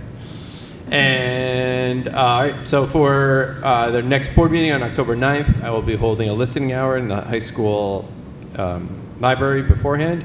So that's really an opportunity for community members to come out. They bring in their own topics. We're there. We're available. We're ready to talk about whatever the community would like to talk about. I want to recognize those who celebrated the Rosh Hashanah holiday earlier this week. Yes. I was able to attend Putnam Valley Town Day on Saturday, squeezed between 2 football games. So I was there. It was actually, the weather was beautiful. I couldn't believe how many people were there. So it was a great opportunity to see lots of friendly faces, interact with the kids, spend some money on stuff I don't need, and to support good causes, and really just get a chance to be part of the town and the culture. Our middle school back to school nights were also had this week or last week. Some upcoming events, we spoke about the homecoming game. High school has their back to school land on October 8th. The middle school has a Washington, D.C. interest trip on October 7th. For anybody with a current 8th grader, I attended. I got to visit Washington, D.C. as an 8th grader attending Putnam Valley Middle School. It was actually, to this day, one of the coolest, most experiential trips I've ever been on. I still remember almost every aspect of it, and it was something I would recommend all students take advantage of, having this opportunity. Not every school does this, not every school offers it. More and more are coming back, but it's really a great opportunity for anyone who can do it. And we do have grants or some funding available through a partnership with Education Foundation to help subsidize the cost of that trip for those who need it. The high school has their IB information evening scheduled on October 21st. That actually is right before a board meeting, so it begins at 6 o'clock upstairs. Trunk or treat for the Education Foundation is scheduled on October 26th. Schools are closed again next week, October 2nd, for Yom Kippur. And I had mentioned earlier, our next board meeting is scheduled for October 9th. That's it. Thank you. The only thing I'd add is there's a PTA meeting on Yes. October 1st, That's correct. and it's at the middle school at 6:30, so. Really? I didn't know that. It's on our calendar. Okay, great. There's a lot going on. All good All right, things. let's move to new business. The first item, please. Okay, resolved upon the recommendation of the superintendent of schools, the Board of Education hereby accepts the resignation of Kimberly Zern, a lunch monitor at the Putnam Valley Middle School, effective September 11th, 2025, as per document KZ09-2525, attached to the agenda and official minutes of this meeting. Second. Questions or comments? All in favor? Aye. Opposed? Abstentions? The resolution passes. Number 2, please. Resolved upon the recommendation of the superintendent of schools, the Board of Education hereby accepts the resignation of bus driver Anthony Andriani from the district effective August 26, 2025, as per document AA092525, attached to the agenda and official minutes of this meeting. Second. Questions or comments? All in favor? Aye. Opposed? Abstentions? The resolution passes. Number 3, please. Resolved the Board of Education hereby accepts the resignation of Melody LaRocca, confidential secretary to superintendent and district clerk, effective September 26, 2025, per document number ML092525, attached to the agenda and official minutes of this meeting. Second. Questions or comments? I just want to say, while our time was short-lived, Melody was definitely a force within the district office. She's already made changes that will benefit us for many years to come, and she was always supportive, helpful, and a real fantastic colleague to me. So, thank you. And I heard she plans a really good party. Thank you. All in favor? Aye. Aye. Opposed? Abstentions? The resolution passes. Number 4, please. Resolved upon recommendation of the superintendent of schools, the Board of Education hereby approves a return date of September 22nd, 2025 for Nydia Romero Machado, bus driver, from an unpaid leave of absence commencing on April 8th, 2025. Be it further resolved, the probationary period is extended to March 11th, 2026 to adhere to civil service regulations. Second. Questions or comments? It's always good to hear we're hiring as well as losing at the same time. Keeps us kind of even. All in favor? Aye. Opposed? Abstentions? The resolution passes. Number 5, please. Resolved on the recommendation of the superintendent of schools to appoint Maureen Berlino as acting confidential secretary to the superintendent district clerk, effective September 29th, 2025, at the per diem rate of $461.54. Second. Questions or comments? I just want to ask about when we are planning to put up this position, or what the plan is for Mrs. Bellina. So our plan right now is to post the position this fall and hopefully find someone who can begin around the winter time, depending upon the candidate pool and who's out there and who we could find. If that search is not successful, then we would look to repost again in the spring, when we typically would see a much larger pool of candidates available with a July start date. So we're going to try early and kind of reserve the right to wait until the spring if necessary. And will Maureen be working every day, or? So she's going to work any day that I need her to. That was the promise that she had made to me. Would Maureen be willing to work full-time per diem for the whole year? In other words, not only when you need her, but that's a position of, it's a powerful position in the district, and it's one that should be there every day, I think. And Maureen's wealth of knowledge certainly helps all the office staff, to do their jobs. So, again, she's promised me that she'll be there any day that I need her to be there. If there's work that needs to get done, then she'll make sure it gets done. That And doesn't she is answer my willing- question, Dr. and she is, well, I mean, I can't speak for her.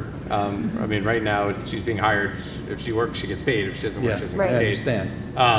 She is willing to stay on through the duration of the school year. She did say that. As for her willingness to commit to working 5 days a week for the remainder of the school year, that would I be a know. conversation I'd have to have. I can't speak for her. My concern is that it's a position of such importance. It really is, truly, not only for you, for the district, but for our board. That's the liaison to everything that gets done. And I am concerned, and I feel so badly, Melody, that your circumstances are causing you to leave, and I understand it, and, God bless, and great luck.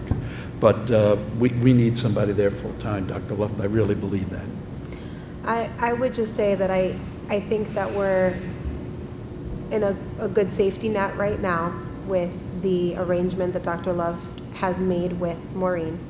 I think we also need to be very fiscally responsible about this, because bringing on a retired employee is it's impactful to the budget. It could be impactful to the budget. So I just think we need to strike a balance between the work that the district and the board need her to do versus, just being here 5 days because we're used to having someone 5 days. And I think that on a per diem rate, that allows us to do that. So I'm really good with where we are right now. Thank you for making those moves so quickly to ensure that we had someone in place in this transition. Obviously, Maureen knows the district probably better than anybody here. And so that is great, but I'm glad to see that we are going to post. We have to know that the pool is going to be very slim right now, and it might not be a fruitful search at this point, but knowing that we have a plan for this year and a search coming in the spring again if needed is a good plan. We could also So find we a are fantastic posting it. candidate. We could. I'm sorry. We could. We could also find a fantastic candidate now. We could. I mean, We it's good had to post. we had a post couple now. of other candidates during the interview process that were, we considered, they had great skills and a great willingness to work here in Putnam Valley.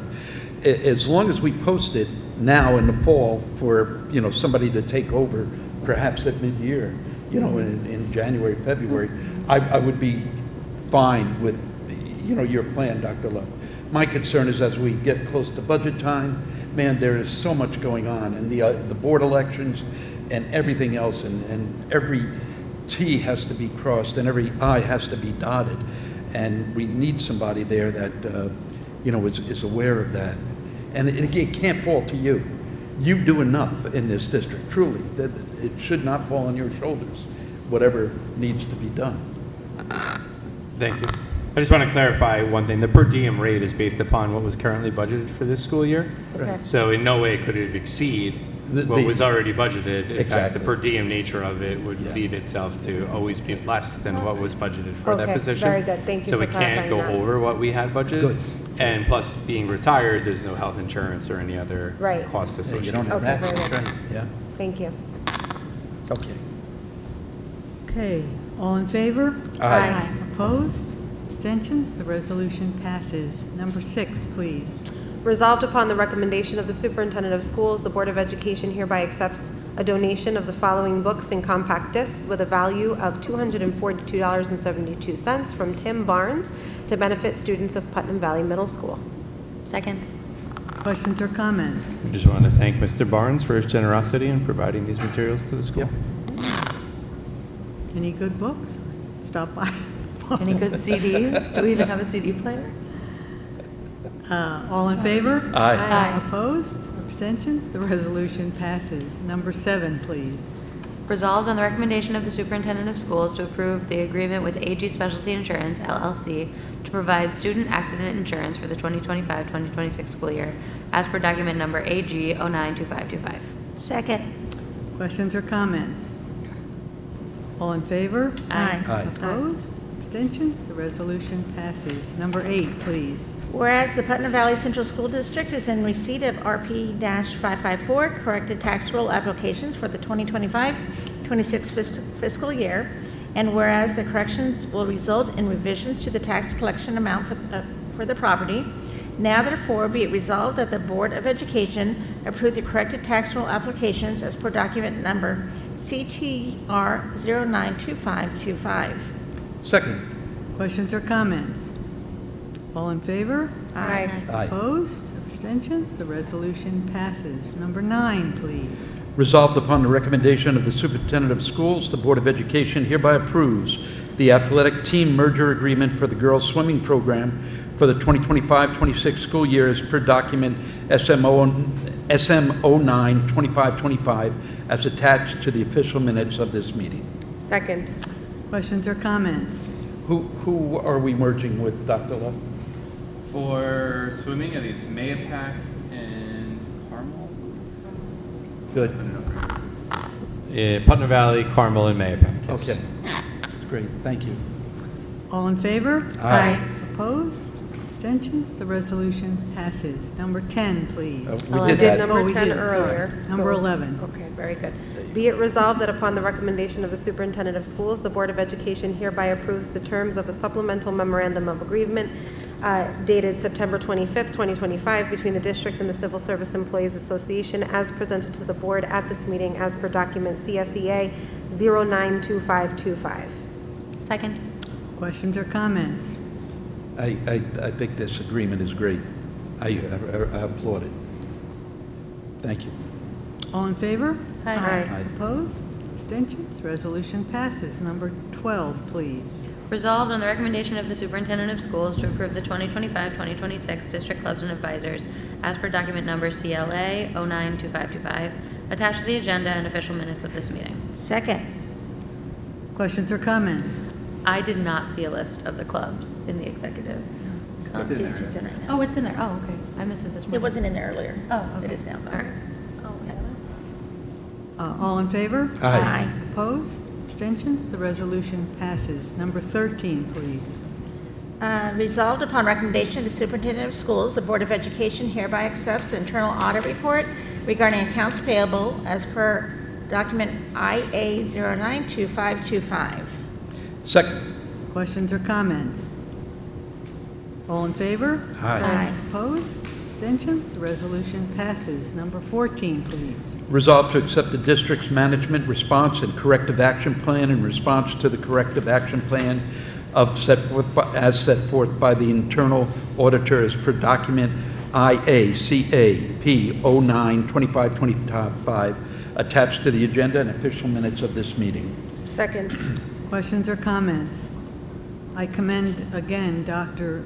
Chen and her Yes. quick response to any suggestions or corrective actions that could be taken in order to keep Putnam Valley in, where we're Fiscally supposed to be. So, thank you. Thank you, Dr. Chen. All in favor? Aye. Opposed? Abstentions? The resolution passes. Number 15, please. Resolved to accept the fiscal year ending June 2025 external audit report of financial statements, including extra classroom activity funds, completed by PFK O'Connor Davies, independent auditors for the school district, as per document XC 092525, document FS 092525, and document AUD 092525, attached to the agenda and official minutes of this meeting. Second. Documents. Questions or comments? All in favor? Aye. Opposed? Abstentions? The resolution passes. Okay, upcoming topics. So we have middle school at the next. Yep, so October 9th is our next meeting, or it'll be a middle school presentation, and then the final one will be the 21st. It's a Tuesday meeting, and that'll be our electronic hall pass meeting, Okay. sponsored by Putnam Valley High School. And Mr. Miller. I'd like to open it up for public comments on any topic.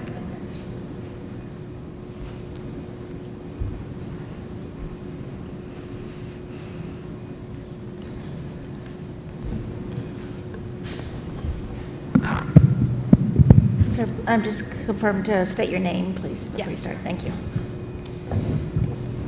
Okay. Good evening, members of the board, and to the students. Congratulations. My name is Pamela, and I'm a mother of a student in this district. We've been residents of Putnam Valley for over a year. In that short time, my son has endured things no child should ever experience that go far beyond bullying. he has been a target of hate crime, racism, physical threats, and even physical violence. One group of students even said, "You bring the rope, I'll bring the shovel, and you bring the tape," suggesting they will bury him alive. These are no jokes. These are threats, and they are dangerous. Then on September 11th, he suffered a severe concussion after being assaulted by another student in an unprovoked attack. The emotional and physical toll on him has been devastating. Since that incident, he's been suffering from constant headaches, dizziness, nausea, insomnia, and anxiety. He hasn't been able to attend a full day of school. He's been falling behind academically, and socially, he's isolated. He doesn't feel safe going to school. And then this Monday, his very first day back, despite the promises of having a monitor shadow him, he was attacked again by the same student with no monitor around. He had not even been in school for 2 hours before this child laid his hands on him. This is no longer just a concern, this is a pattern. It's an ongoing failure to protect my child and others. In fact, many of the mothers sitting here today, and some that couldn't make it, have had their own children targeted by the same student. This is a widespread issue that has been allowed to continue unchecked. My child is no troublemaker. He's a helper, a leader, a community kid. He's in the Boy Scouts. He plays in multiple Putnam Valley sports leagues. He's a part of the Joe Palomo Soccer Academy. Last spring, in this very room, he received a Science Fair Award in physics. His project, Making My Baby Chicks Hover, I don't know if you remember, but he had everyone laughing when he described debating with his dad whether to hover their cats or their baby chicks. This boy,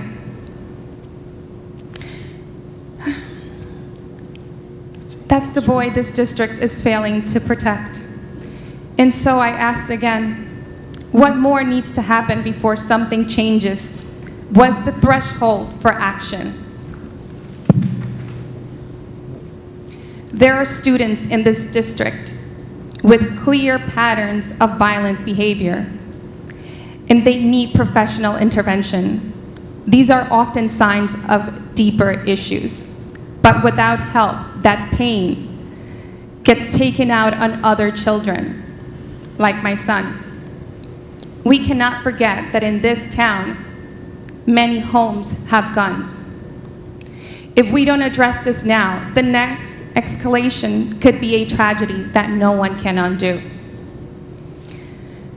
The district must implement a formal system to, 1, identify students with repeated violence or threatening behavior, provide them with counseling, behavioral intervention, and support. Protect the students being harmed in the meantime. Let's not wait for something worse. Let's not look back and say, we saw the signs, but we did nothing. As a mother, I live in constant fear. Will my child come home safe today? I can't even promise him he's safe at school. We moved to Putnam Valley for a better life. Now I wonder if I made the wrong decision. I am asking for your help. Not just for my child, but for all of our children, for the safety of this community, for the future of this district. Please help. What grade is your child in? He's in 5th grade. 5th grade. Yes. So thank you for coming to speak to us. Obviously, I've communicated with you, as I know you've communicated with the middle school administration. And as I wrote in my email today, student safety, student and staff safety is our highest priority. And I was very sorry to hear about the incident that took place earlier in this year. And as we do with all incidents, we certainly are following up accordingly, investigating. There's consequences, as always. All of those things that you had mentioned are things that I'm very proud to say we have in place regarding counseling, regarding both in-district and out-of-district counseling support that we offer families. Working closely with our police department, we have an entire protocol for threat assessments, whether a child is a danger to themselves or danger to others. So all of those things are happening simultaneously within our schools. I know that a safety plan was put in place, and changes have been made to procedures, and really the district's doing everything possible to make sure that your son feels safe while he's in school here, is safe while he's in school here, because we want him to come back and we want him to enjoy his time here in Putnam Valley School District, which I am sure we will be able to get him back and to get to that place. So I'm very sorry regarding what had happened earlier in the year, but I have a great level of confidence that we were able to welcome him back and to ensure that he is safe throughout his time here. Thank you. Thank you.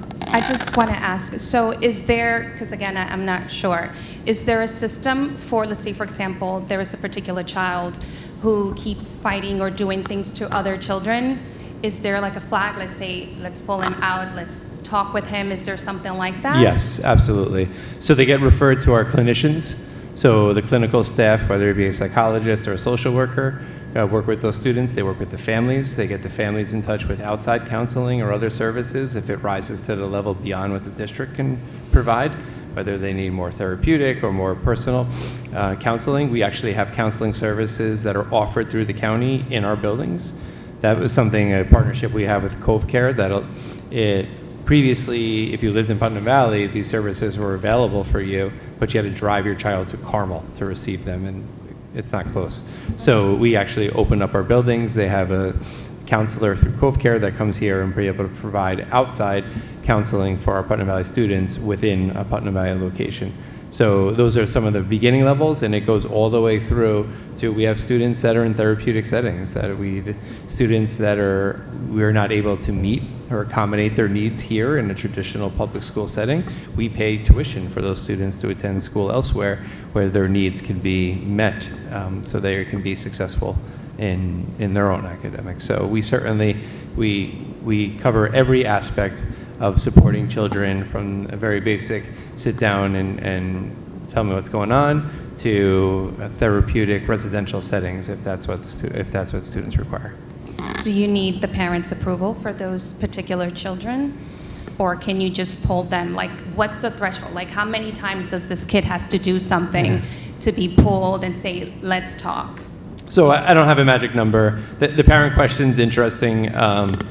Ultimately, we need parent permission, but there's things that we can do to encourage parents to move in that direction. I mean, I don't want to get into all the law or the things that we do, but we've certainly had parents that were unwilling, and then eventually we work with them and get them to come around because they understand it's not, these placements are sometimes seen as punishments, and it's the exact opposite, right? The district's not looking to spend $100,000 in a therapeutic setting for one student because we're punishing that kid.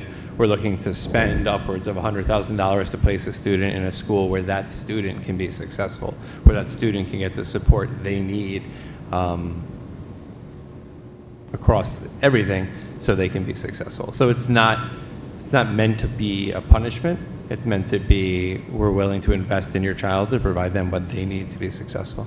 Correct. So there is no number of how many times this child can do something. Right. Everything we follow is progressive discipline. So if the same child displays the same behaviors, the consequences continue to get more severe.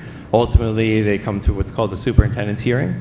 The maximum time a principal can suspend a student from school is 5 days. Any suspension longer than 5 days goes to a superintendent's hearing, which is really like a court case.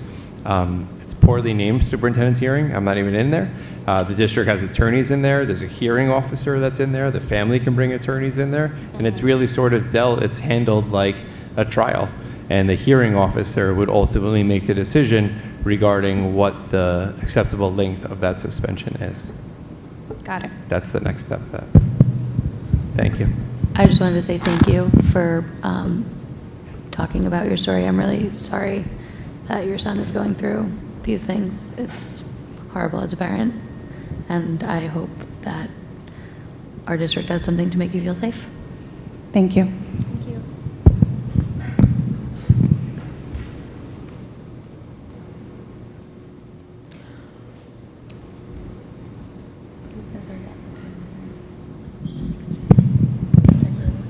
Hi, my name is Wendy Dinolfo. I was not planning to speak, but I feel very compelled to speak, having known Pamela and her son since they moved here, since literally the minute they moved here. And I can tell you what kind of a child he is because I personally coached him in baseball last year. I'm imploring the district to please look into this situation more deeply.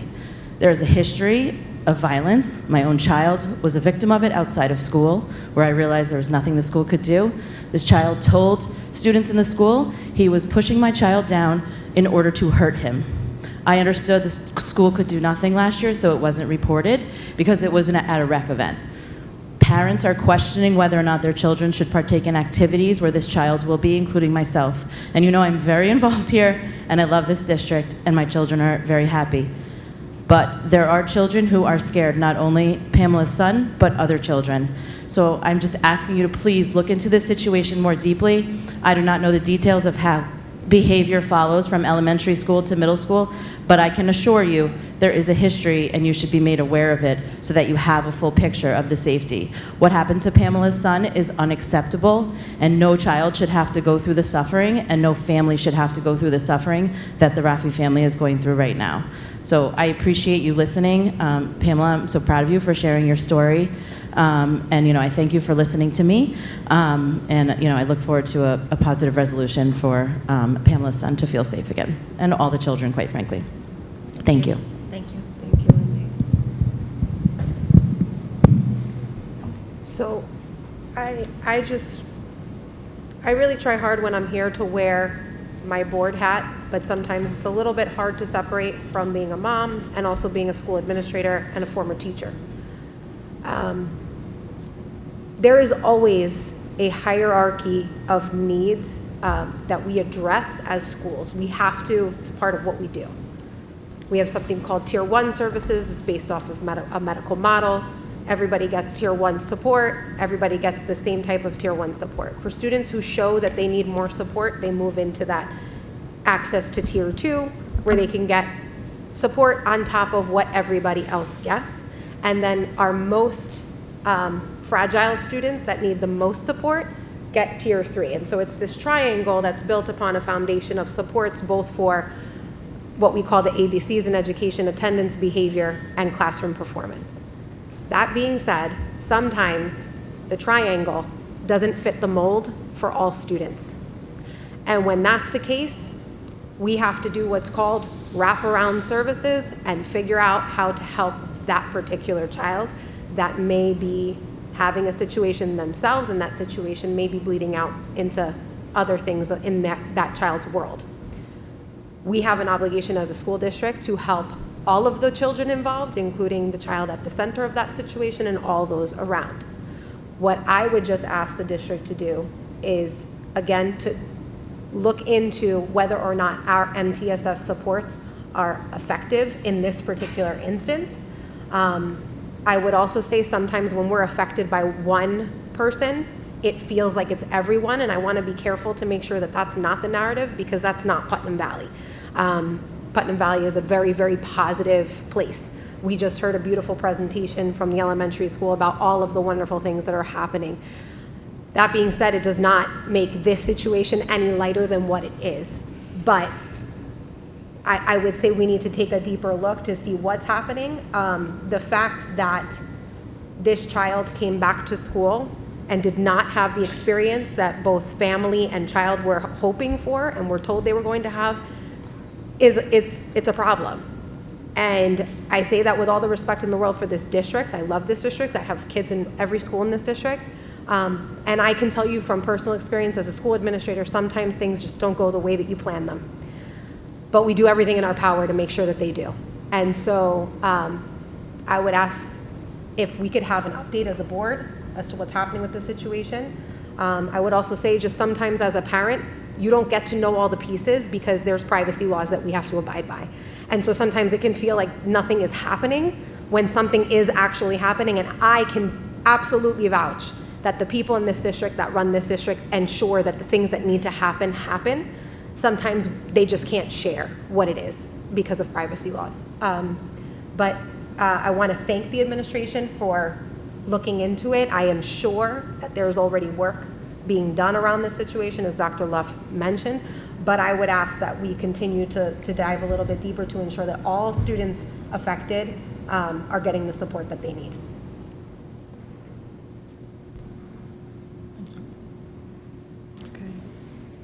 My heart goes out to you.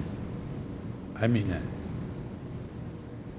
It's very disturbing to hear what you said tonight. And this is a good man right here. He is solid. And I am certain that a resolution will be found. No doubt.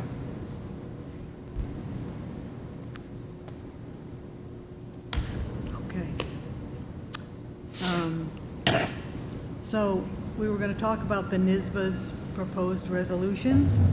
I did hear from... Barbara, before we do, I just want to give the students an opportunity to leave if they want to, because this is not an exciting portion. You're welcome to stay, but it is getting late. One of yours. It's up to you. That's going to be a really long conversation. You're welcome to stay, but we will not be offended. Thank you. Parents, thank you so much. Thank you, guys. Yes, thank you. Thank you, Yul. Thank you. Ladies, thank you. Whatever Jackie said worked. This evening. See ya. I said whatever Jackie said to them worked. Huh?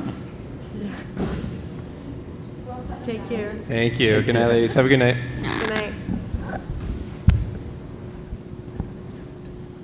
This one. Okay. So the first 8, I didn't see any comments from anybody about any of them. Give me 1 second. Questions or comments? 9, 10, Okay. 11. The NYSBA supports the state to safely incorporate AI into curriculum and district operations. NYSBA could not, West Putt could not make a determination of whether they supported or did not support. Your mic, I can't hear, I'm sorry, I can't really hear you. Sorry. Oh, that's better. Number 11. Yeah.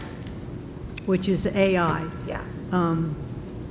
NYSBA, West Putt could not make a recommendation. They were divided into how, whether people wanted to support that or not. I know that they said the debate over the need for guidance and data privacy guardrails for AI versus fears that legislation can be inflexible and hard to change. So I need kind of like advice as to how to vote when I'm representing us. I have feelings. Before we do that one, how about number 8? Yeah, I wanted to go back to number 8. Sorry. Number 8 with... I also have number 4. Okay, so why don't we go in order? I know that, Barbara, we couldn't hear you when you said the 1 through 8 piece. Why don't Sorry. you do number 4? Okay, so number 4, let's go back, sorry. Okay, so my question for number 4,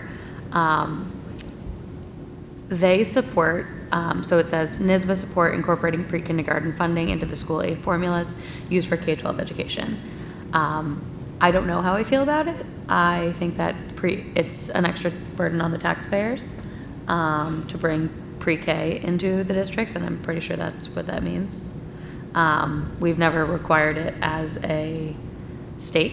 I think it's pretty interesting for them to support it and support more classrooms and adding this to a tax burden. I'd be interested in hearing about the support that pre-K is, that having your child go to pre-K has a definitive, like makes a definitive improvement or change on kindergarten students. Well, if they incorporate it into the school aid formula, it would be money from the state, which means the entire state is paying for that, not just us individually, which would be a minimal cost. So I favor this because I think pre-K is really important, especially in this day and age. So if they incorporate it into the formula of the state aid and do it the right way, Right. equitably, and enough to cover the cost, I support that. Again, we would not feel that much of a burden because it would spread throughout the entire state of New York. Whereas if it was a district initiation, I would say no, because it would add a great deal to the tax levy. Would this resolution mean that we would, like if it were to pass, that we would no longer need to partner with someone like the YMCA for what we have now? I think Probably. that's. And it would be for all kids. If Like, they it wouldn't pay just for be it, a lottery. And it would be for all? Is that how that would work?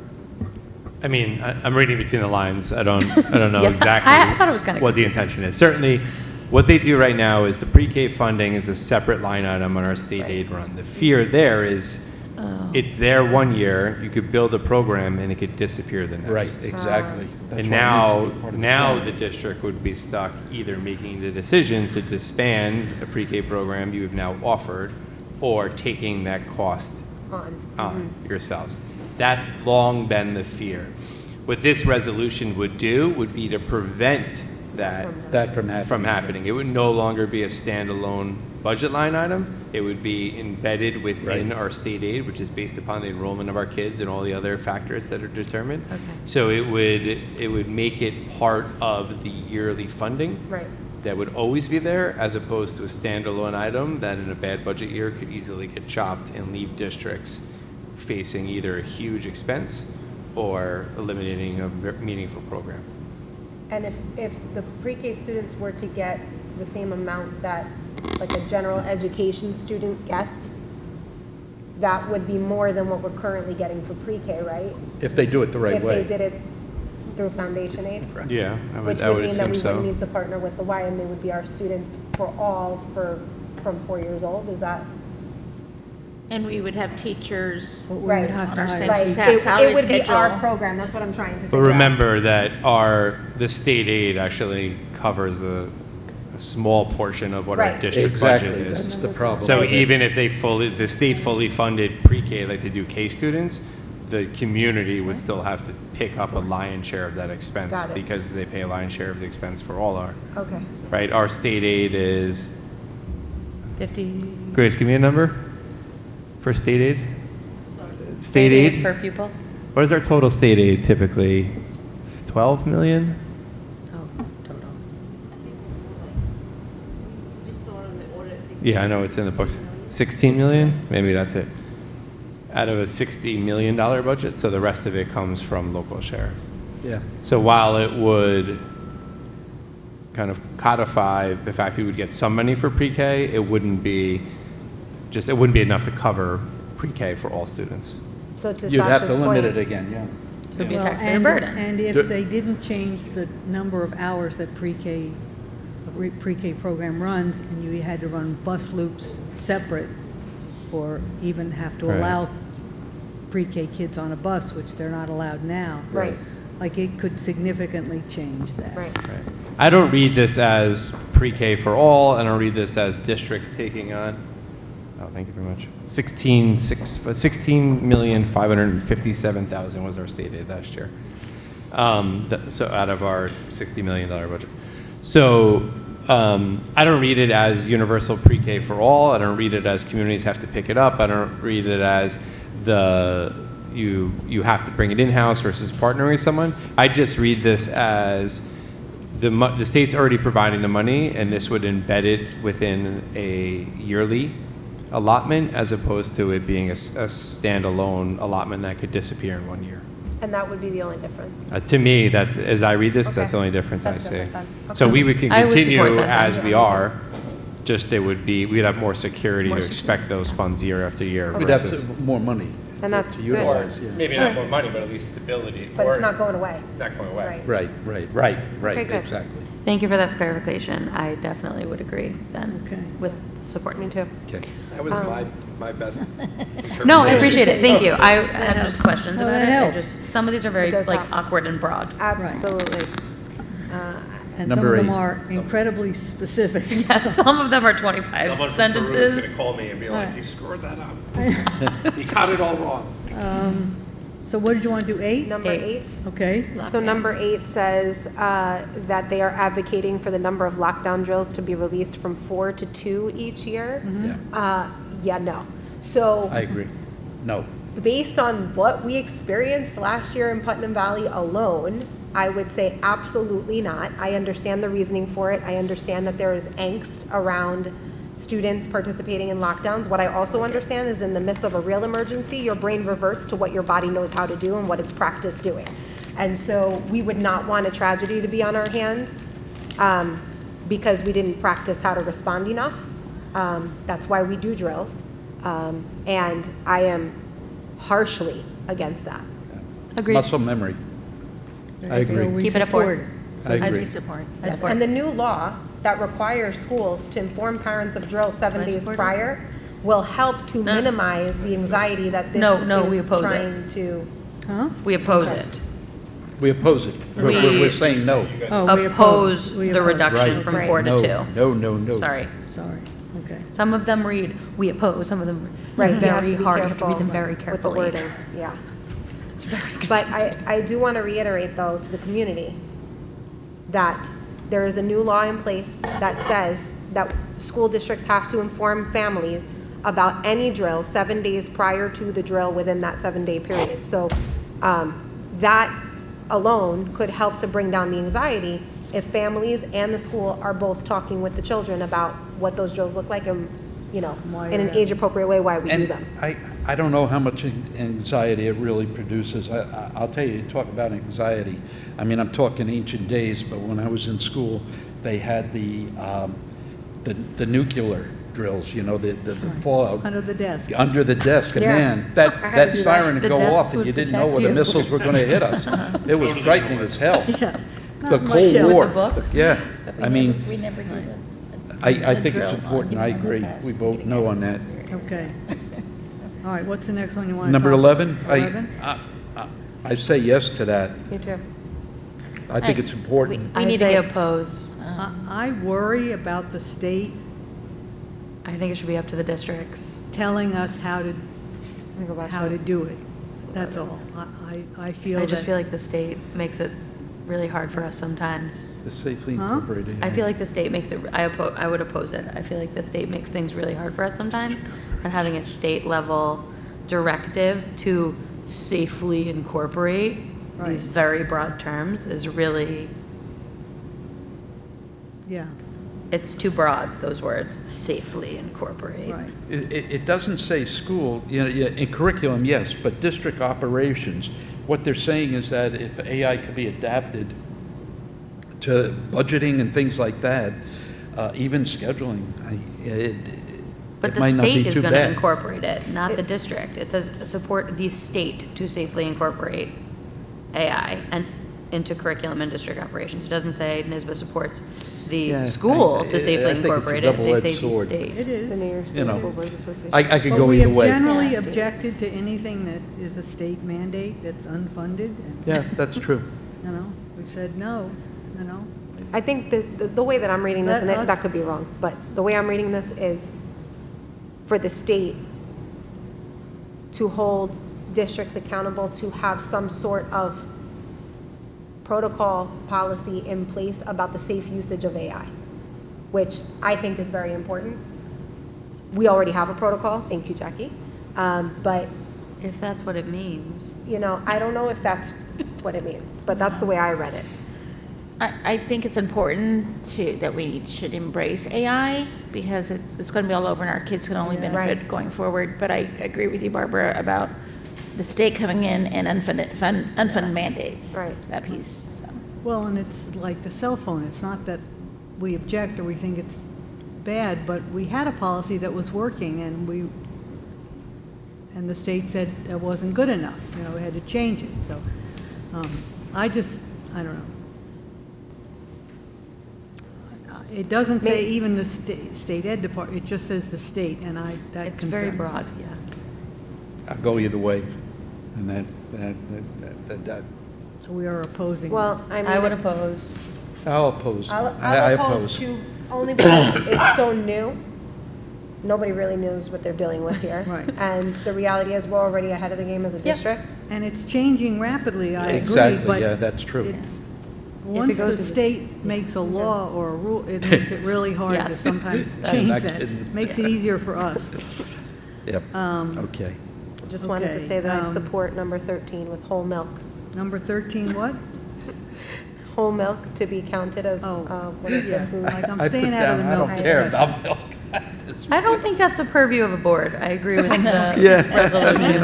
I looked at that and said, I what? thought it was interesting. Yes. Wait, but you skipped Okay. mine. I think 12 is interesting. I would Well, oppose 12. Locust Valley, Massapequa, Let's see. Oyster Bay, like, all those Long Island towns, there's, Oh, no. it's very interesting to watch it at the, Yeah, at the state. I bet. Proposes it. 14, Sam, you, Wait, did we talk, 12, number 12? Yeah, Oh, wait, go back recess to is 12? not, 12 tax Oh, credits I'm for sorry. educational vouchers that benefit private or parochial schools. Florida does this. Florida gives educational vouchers to people who want to choose to go to private schools. I agree I with- think Texas that it does holds our public schools accountable for being No, good no. public schools, otherwise they can go elsewhere. our domain is the public school system, and personally, I do everything to support that. The parochial and private, that's somebody else's business. I totally support this. Yeah, you know. I don't have a strong feeling, I just, Yeah. if other people support it, I'm It okay with would it. seriously impact the public education Oh, it will. system, because it would take money The away schools from would have to be that. good. And it's not good. Well, the schools would have to be good. No, Good the enough that schools are kids don't good. go to private school, What this right? will do is make the schools but poor. I don't think people choose a private school because their schools aren't good. Yes, they do. Why They do you absolutely think No. people In choose the private city, schools? maybe, but not here. My parents chose private schools because they believed that I would be getting religious education during school Some time. of the city areas, but That's Nothing not to the do case. with No, better or worse people- than public school. I mean, most people go to private. I went to private school because my The district problem was, is my that, parents believe my district was a So- bad district. I wholeheartedly agree with you. Yeah. I do believe that having open forum for charter schools, public school, private school, Yeah. allows the accountability for everybody to go up. That being said, sometimes working where I work, sometimes you come to the realization that there are things that are not within your control when it comes to student performance. And so you can't just say, this is a great school because it's a great school. Like, it's not the way it works. So that is a very slippery slope. Yeah, I agree. Um, I think it's just, it's, especially in New York when we have so many different kind of communities and demographics and things like that. public school is for every child, and it's the parent's choice to send them to parochial or private. so But you the don't think that public if school- they send them to parochial or private, they should get tuition tax credits? Too bad. That's your choice. You want to send a kid to private or parochial school, that's is. your choice. You're not going to take money from this system Yeah. to placate that system. It makes no sense. And as board members, we are here to protect the integrity of the public school. We're not, here to not protect our denigrate it. students and their education. What, not the school what a district. parent wants to do with their money is their business. You want to go to Walmart or you want to go to Costco? I don't care. But you're not going to take money from this central institution and give it to somebody else because you're depriving those kids who can't afford to go there their decent education. And that becomes a fairness issue. Every kid should have the top-notch education they can get, and public schools provide that. If a parent feels, I got the money to send my kid to private or parochial school. But every because kid, that's what- every parent would have the money to send their kids to private schools if they got tax credits. Totally opposed the voucher system. I personally, I'm strong on that. I think it's very interesting. I don't think I don't know. I'm not sure how I This feel. area is nowhere near Florida yet, or Texas for that matter. But I think. I mean, just to be a proponent for public schools in New York, do we want to compare public schools in New York to public schools in Florida and Texas? Yeah, No. you can't, You can't. and that's the difference. If I lived in Absolutely. Florida or Texas, So Maybe I I'd think be talking part of the something else. strength of New York Public Schools is the fact that we don't offer things like this. So we're not defunding public education. That's right. Yeah. In order to fund private and parochial education, I which then agree. just Right. takes away from, Public education. gives I credits get to it. the haves and takes away from the have-nots. Right. I see both sides. If you guys want to support it, I'm with it. But I definitely see both sides. Okay, recess? Yeah, Sure. recess is not educational time. I'm Yes, sorry. but I'm sorry, it Oh, should, we need to be careful with this. We live in New York. Recess is not possible for like a half of the year. exactly. I'm just saying, like, Yeah. we can't say we're gonna ask for recess to be a Education thing time. that we have to do when half the year we might not be able to do it. It's make-believe. We should definitely not count it as instructional time. Like, we're not letting the kids out a half hour earlier just because they went to recess to play. I think this is for That's districts what that means, that we want to send the kids home earlier because they had recess.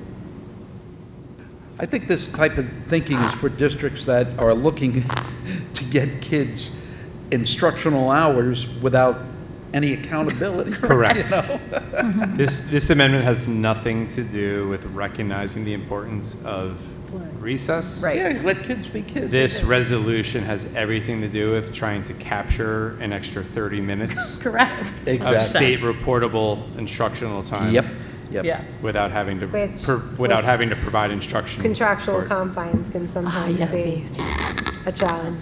Yeah. Let's strongly oppose that one. Okay, 15? Oh, I was going to ask, I actually sent a thing to Melissa agree with this Estrella. She couldn't be here this evening, but about substantial increases in state reimbursement for out-of-district special ed placements to reflect current costs, because I think now, at least my understanding is they don't really reflect No, No, they don't. not even Yeah, I close. support this strongly. costs. So I support that. Me too. Yeah. Agree. Yeah. We want the money. We support on 15. Okay, 16. the promotion of legal notices. So Jeanette wrote to Dr. Chen and asked her, how much do we spend on legal notices Yeah. Spend about, we budget about 11,500 a year Yeah. Wow. to advertise in 2 newspapers. What's that, I- 4 times a year? I was kind of for this. Where? I mean, I wrote down in my notes, transparency is really important, Yeah. but there could be So is the better budget. ways, yeah. And it's not, I mean, that is Yeah. it's a very small part of our budget, but is it useful? I Do think you- I think it's important. Is it useful to get a budget How many passed? people No, but I think here it's important to be subscribe to transparent. Putnam County News and Recorder? Anyone? What? Putnam County News Recorder, do you subscribe to it? No, absolutely. Am I But the I'm only also one? not 80. So, Like who subscribes But to I a mean, newspaper? older people do. I think My mom that probably will. I mean, she gets the newspaper. the legal notice check Facebook. publication requirements, we're under those anyway, right, Dr. Chen? I mean, we have to notify people. You have to of the notify. budget. It's just What's saying. the saying? Is that They're they're going to They're take that? trying to reform that. so Yeah, that they're we trying to don't- take Well, that no, away. that's what I'm saying. The No, requirements. I disagree with that. I am not in favor of reform of current legal notice. Yeah, I'm not favored of it either. Yeah. Not in I think favor. it's important You to in use favor? multifactorial ways. Well, let's think about this. We had an entire committee last year with respect to communicating with the community. So it'd probably be a little bit counterproductive to support this, Yeah, we do it. knowing that we need to communicate with our community Yeah. in as many ways as possible. But the community also needs to understand that there is a price tag to that. You Yep, know. okay. I mean, what's $11,000 in a $68 million budget? Right. So we're required on 4 occasions during the 7 weeks preceding the date of the annual meeting or election in 2 newspaper having general circulation or 1 newspaper of general circulation if there's only 1. We do that anyway. So Yes. I think maybe we it's can cut fine. it down to Forget 500,000. I this. think that's what they say, right? Cut it down to 2? Or no, they're just saying. They I'm want to always- promote reformation. I'm always subject to any of these resolutions that are supported by just one school district. You wonder what's going on. What's going on in the Orchard Park What School is a Board? hold harmless? You know? I have work. What Maybe is- they don't notify the people at all. And, I don't know. I don't know. Okay. Maybe they don't have a newspaper. Anyway, Okay. let's move What, on. what do you want for the next one? Anybody have a trouble with 17, opposing 17? What? I had trouble reading this. What is this grammar? Or what is a hold harmless? Hold harmless means that if the, let me see how to put this. I mean, NISBA supports limiting a Like district's if we got so much state aid, they can't drop us down and give us less next year. Right? It's okay. So districts that I have don't understand been what this means. getting a lot of state aid really want this because they don't want their state aid I read it. I to still be don't get it. even. Do you understand what it means? I mean, it doesn't make any sense. Let's ask This is ChatGPT. an upstate thing. I mean, Onteora, Which one are we looking at again? I mean, 17 and 18 is introduced by the Onteora School Board. So you got to, I do like 18. I do think that we should support, I mean, I work, in the area that I work in is very rural, and we have a lot of problems with tons of things in rural Orange and Sussex counties. And I think having a budget threshold that they can't go below, I think would be good for those districts. Not that it matters to us, but Right. I feel like a budget threshold would I don't know. be nice. I'm Well, neutral I- on both of those. I can listen to the discussion and decide. make a choice? Yeah, make a Okay, choice. that sounds good. Make a We'll leave it choice to you. as I go. Yeah, we can leave that to you. Yeah. So, What?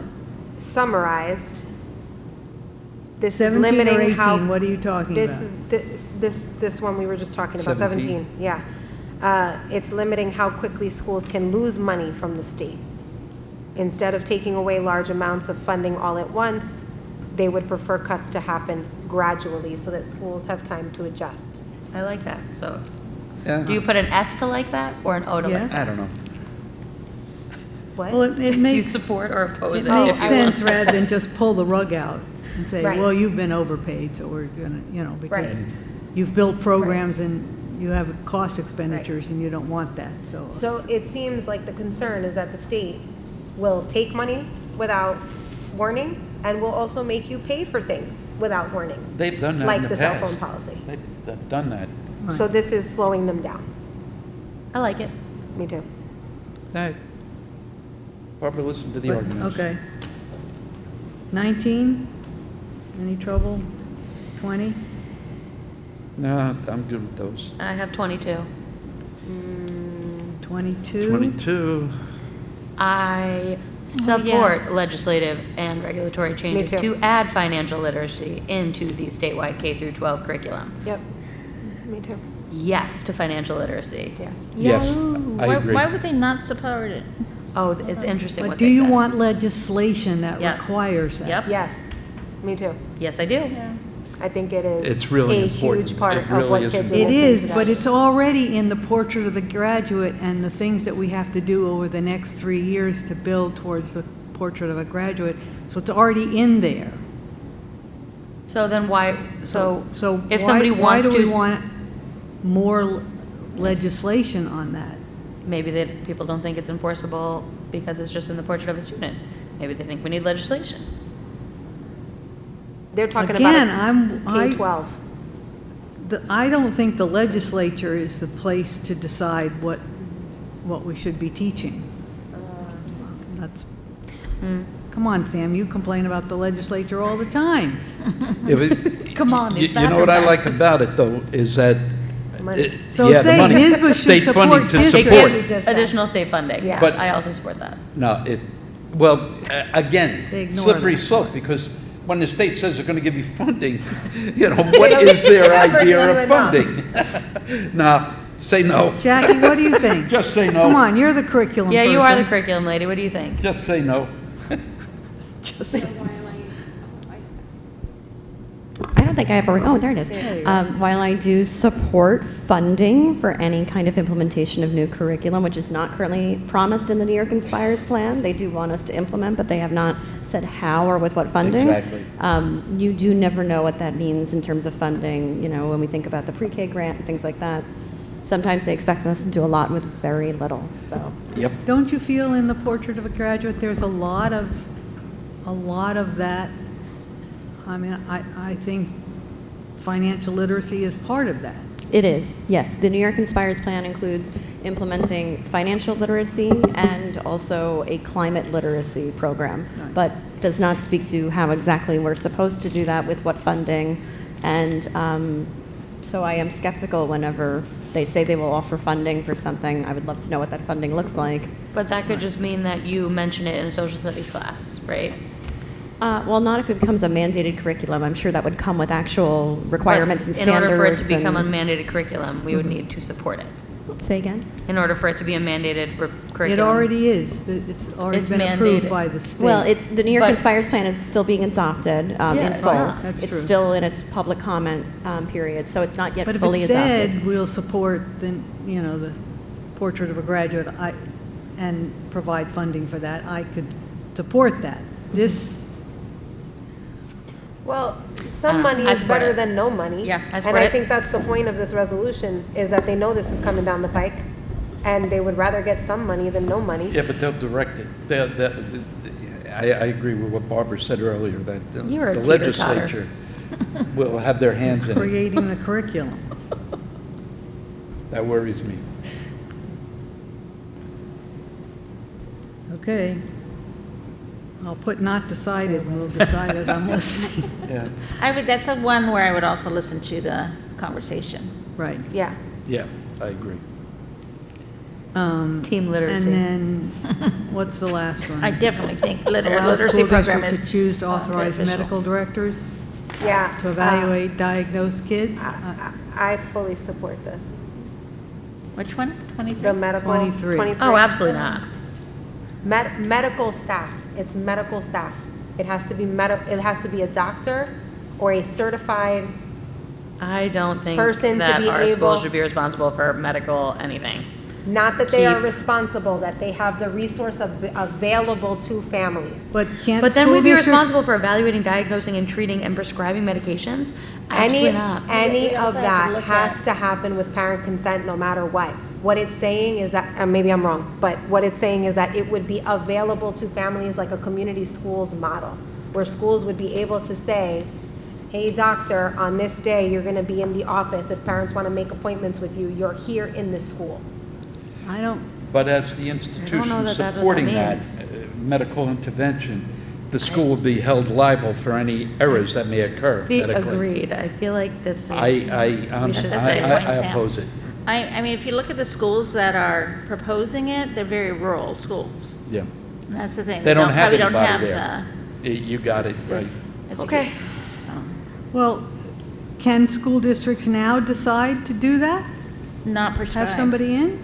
I don't think it's prescribed. You need They to have can a have- specific I mean, doctor. my answer would be yes. There is plenty of schools across New York State that have community schools, and they Right. have dentists and Dentists, right, doctors and and mental health. Immunizations. open door, like Yeah. in Ossining, Open Right. Door came in and ran a clinic Right. in there all the time. So I'm confused as to what the difference between this resolution And- is and and that. what Right. already exists. And what I already just feel like exists, a school yeah. medical director does not sound good. I think by, making it a requirement of law, the liability, the onus would be then upon the district. I think they're only saying that it supports legislation to allow districts to choose to authorize. Right. Nobody's Yeah, required to. I could go either way on that, I guess. It's not a requirement, it's just if you want to do it. you Yeah. can It choose takes to do more it. than a page to explain their rationale. I know, I saw that. It was a very long. I don't know Well, enough about it. here's to the problem right understand. here. In this 4th paragraph, it says, at the same time in rural New York, there's immense shortage of pediatricians, leaving a significant number of students without primary care physician or a medical home. So I mean, I guess having the what it's option to addressing. bring that to the district would ameliorate some needs that are happening for children. If there Yes, but are I- those people But they available can do in that those now. districts. I don't yeah. understand why why this I'm would assuming be. whoever's resolution is going to explain what the difference between what's available now and what this covers is. Yeah, I'm wishy-washy on this one, like Sam. Yeah. Okay. All right, the ones not recommended? I have a lot of these circled. Okay. Go ahead. Why on earth would NISBA oppose any policies or regulatory changes to curriculum or standards that does not promote academic excellence, high expectations, and merit-based opportunities for all students? Which one are you reading? 28. Yeah, I had a big question mark on that one too. Wait, do we oppose to oppose? Oppose to oppose. That's what I'm saying. Should This is so oppose any stupid. policies or regulatory It's so changes to hard to curriculum standards read. to not promote academic. Well, I think that this is about opinion. NISBA should Like oppose. the state, let's use financial literacy for an example. Let's say the state demands financial literacy to be in the curriculum, and there are 3 school districts that completely and totally don't agree with that. I think that's what they're saying, is that their definition of excellence might be different than what the state's is. Therefore, they don't want the state to have the power to be able to make those decisions. Yet the state tells us what we have to teach anyway, so. But it's policies or regulatory changes. It doesn't say anything about the state. What I'm To afraid of curriculum or with this, standards. what I'm afraid of with number 28 is that it will make it very difficult for those kids who just want the trades, not college, do not want to be prepped for college, to get caught Wow. in this You're smart. vortex. That worries me. Okay. Because not all kids are academically inclined. They want to work with their hands. They want to do the trades. And God bless them. They'll make more money But than even anybody if else. they're in the trades, if that's academic, right? No. But merit It depends based. how you define it. Yeah, Yes, exactly. right. There's a lot That's of the definition problem. work here. This may also have to do with the political landscape that we find ourselves in, and people wanting to hold on to certain things that other people may now be willing to let go of. That might be what this has to do with. What does that mean? If you look at the bank of school districts, they typically represent the set. I would be willing, if you go back and look the last 5 years, this similar resolution has probably been opposed Yeah. Right. by the same school districts that are making very much a political statement Oh, and okay. not Then let's stay out of not an politics. educational one. I oppose, yeah. I agree with NISBA on this. Okay. I do. What about the regions? I'm against the regions. I never liked them. Where are you? But can we go to number 26? Yeah? Oh, go to 26, yeah. 26, the vaccines. Yeah. I disagree with NISBA on that. I think this should be supported. I don't know how we can deny the Christian Scientists, the Jehovah's Witnesses, the Hindu religious population, deny them their right to decide what is appropriate religiously for their children. They are not saying anything other than families with sincerely held religious beliefs. But And who's anybody can claim determining to have a whether they're sincerely sincere Well, or not? the family would determine that. Again, this is overreach, I think, by the state. I just want to be clear. When this was in place, anybody could Google, print a form and hand it in and be considered religiously exempt. If you're really religiously It went without control, checks or balances. It was essentially anybody who didn't want to Anybody get who wanted an vaccinated exemption. could print a form and hand it in, So- which is why the state got rid of it. This is the part that I struggle with. No one has the right to tell an adult what to put into their child. Not the public school system. I agree. Not the if they want to state, be around other not the federal. people, they do. No, Yes. no one. Yep. So I'm just saying, I Strongly wholeheartedly, disagree with I'm with Sam on this one. We have lived through a pandemic. Like, I'm not gonna go there. I'm not gonna go there. All I'm saying is that the school, in my opinion, does not have the right to say you can't come here because you're not willing to inject yourself with something that, Eradicated a disease in the 80s. in some cases, I'm gonna just leave it at that. We have lived through a pandemic, and I think a lot of people have a very different sentiment about this than they did before. I think this is one we would agree to disagree on. Okay. and be Yeah. carried. Yeah, that's good. Barbara? Yeah. Okay. It's in your hands. Barbara can Poor read it. Barbara. There you go. Okay, so we did 28, 30. Sam, you also want to talk about you. Yeah, absolutely. I always felt the school board position is really special because we do it out of the love for education, out of the love for our kids. And stipends will alter that landscape.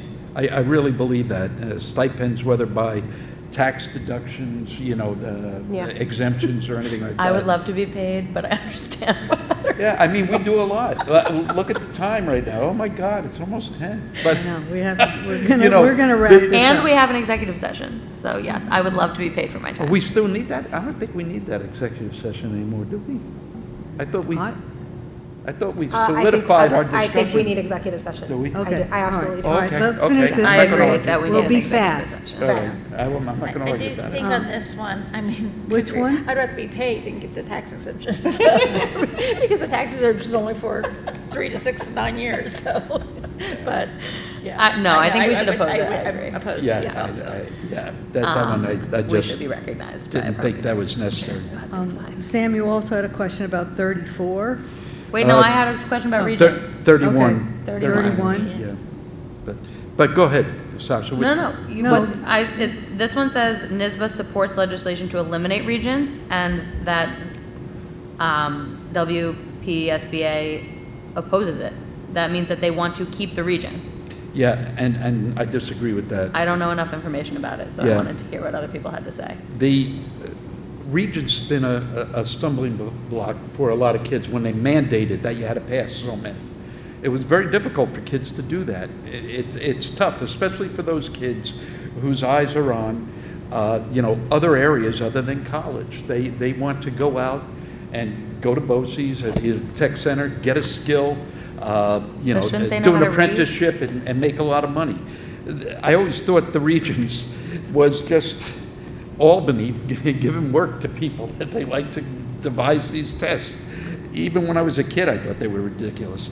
I like the idea that Every Student Succeeds Act is that these exams would be made for every kid. And, even those kids who may not be academically inclined could still do well and be proud of themselves and happy with themselves. Regents always had a way of demeaning an individual. Kids would talk about, well, what did you get on the Regents? I got a 60. You got a 67? Or you failed it? Nah, I never liked that. But you don't have to obliterate the regions to make that happen. You just have to have alternate pathways to graduation. Well, But if they eliminate the regions, you don't have alternate pathways. You only have, Well, but there needs to be a standard of some sort, It needs to be a pathway. whether it's the regions or something else. In my opinion, all things assessment should be something like a portfolio I agree with of that. growth. I don't have a I problem don't with even the know what portfolio. that would look I like, love so a God help portfolio. me for saying that. But that's how you really show what a child has learned. It's not a one-time assessment, we all know that. But at the same time, our kids need to learn that even in trade school, they're gonna have to take a test and pass it to be able to do what they wanna do. And so for the sheer fact of getting used to that test-taking piece of moving into the things that you wanna but do they in can life. graduate now without taking regions. That is true, but So, there like, are what's the levels point of of this? exams in life that have to be taken, and I just Right. think that we can't just not have anything. I There just needs to think, be- I think Regents exams I don't know are if antiquated. Regents is the I answer, mean, but Dr. there's Lowe, gotta be something. when are they, the state was talking about phasing them out. When was that to happen? So the disclaimer is here, the state's not talking about phasing them out in terms of getting rid of them. They're talking about phasing them out in lieu of other measures. Yeah, right. Which could be used to. So there's going to be the same. See, that's what I favor. Correct. So the regions will remain an option, but it won't be the only option. Right. All right. But Well, this then- says that they support legislation to eliminate regions. I think you have to oppose that if you want multiple pathways. And I don't want the legislature to decide. Again, that puts it in a political realm, which is not, Yeah. my own personal opinion.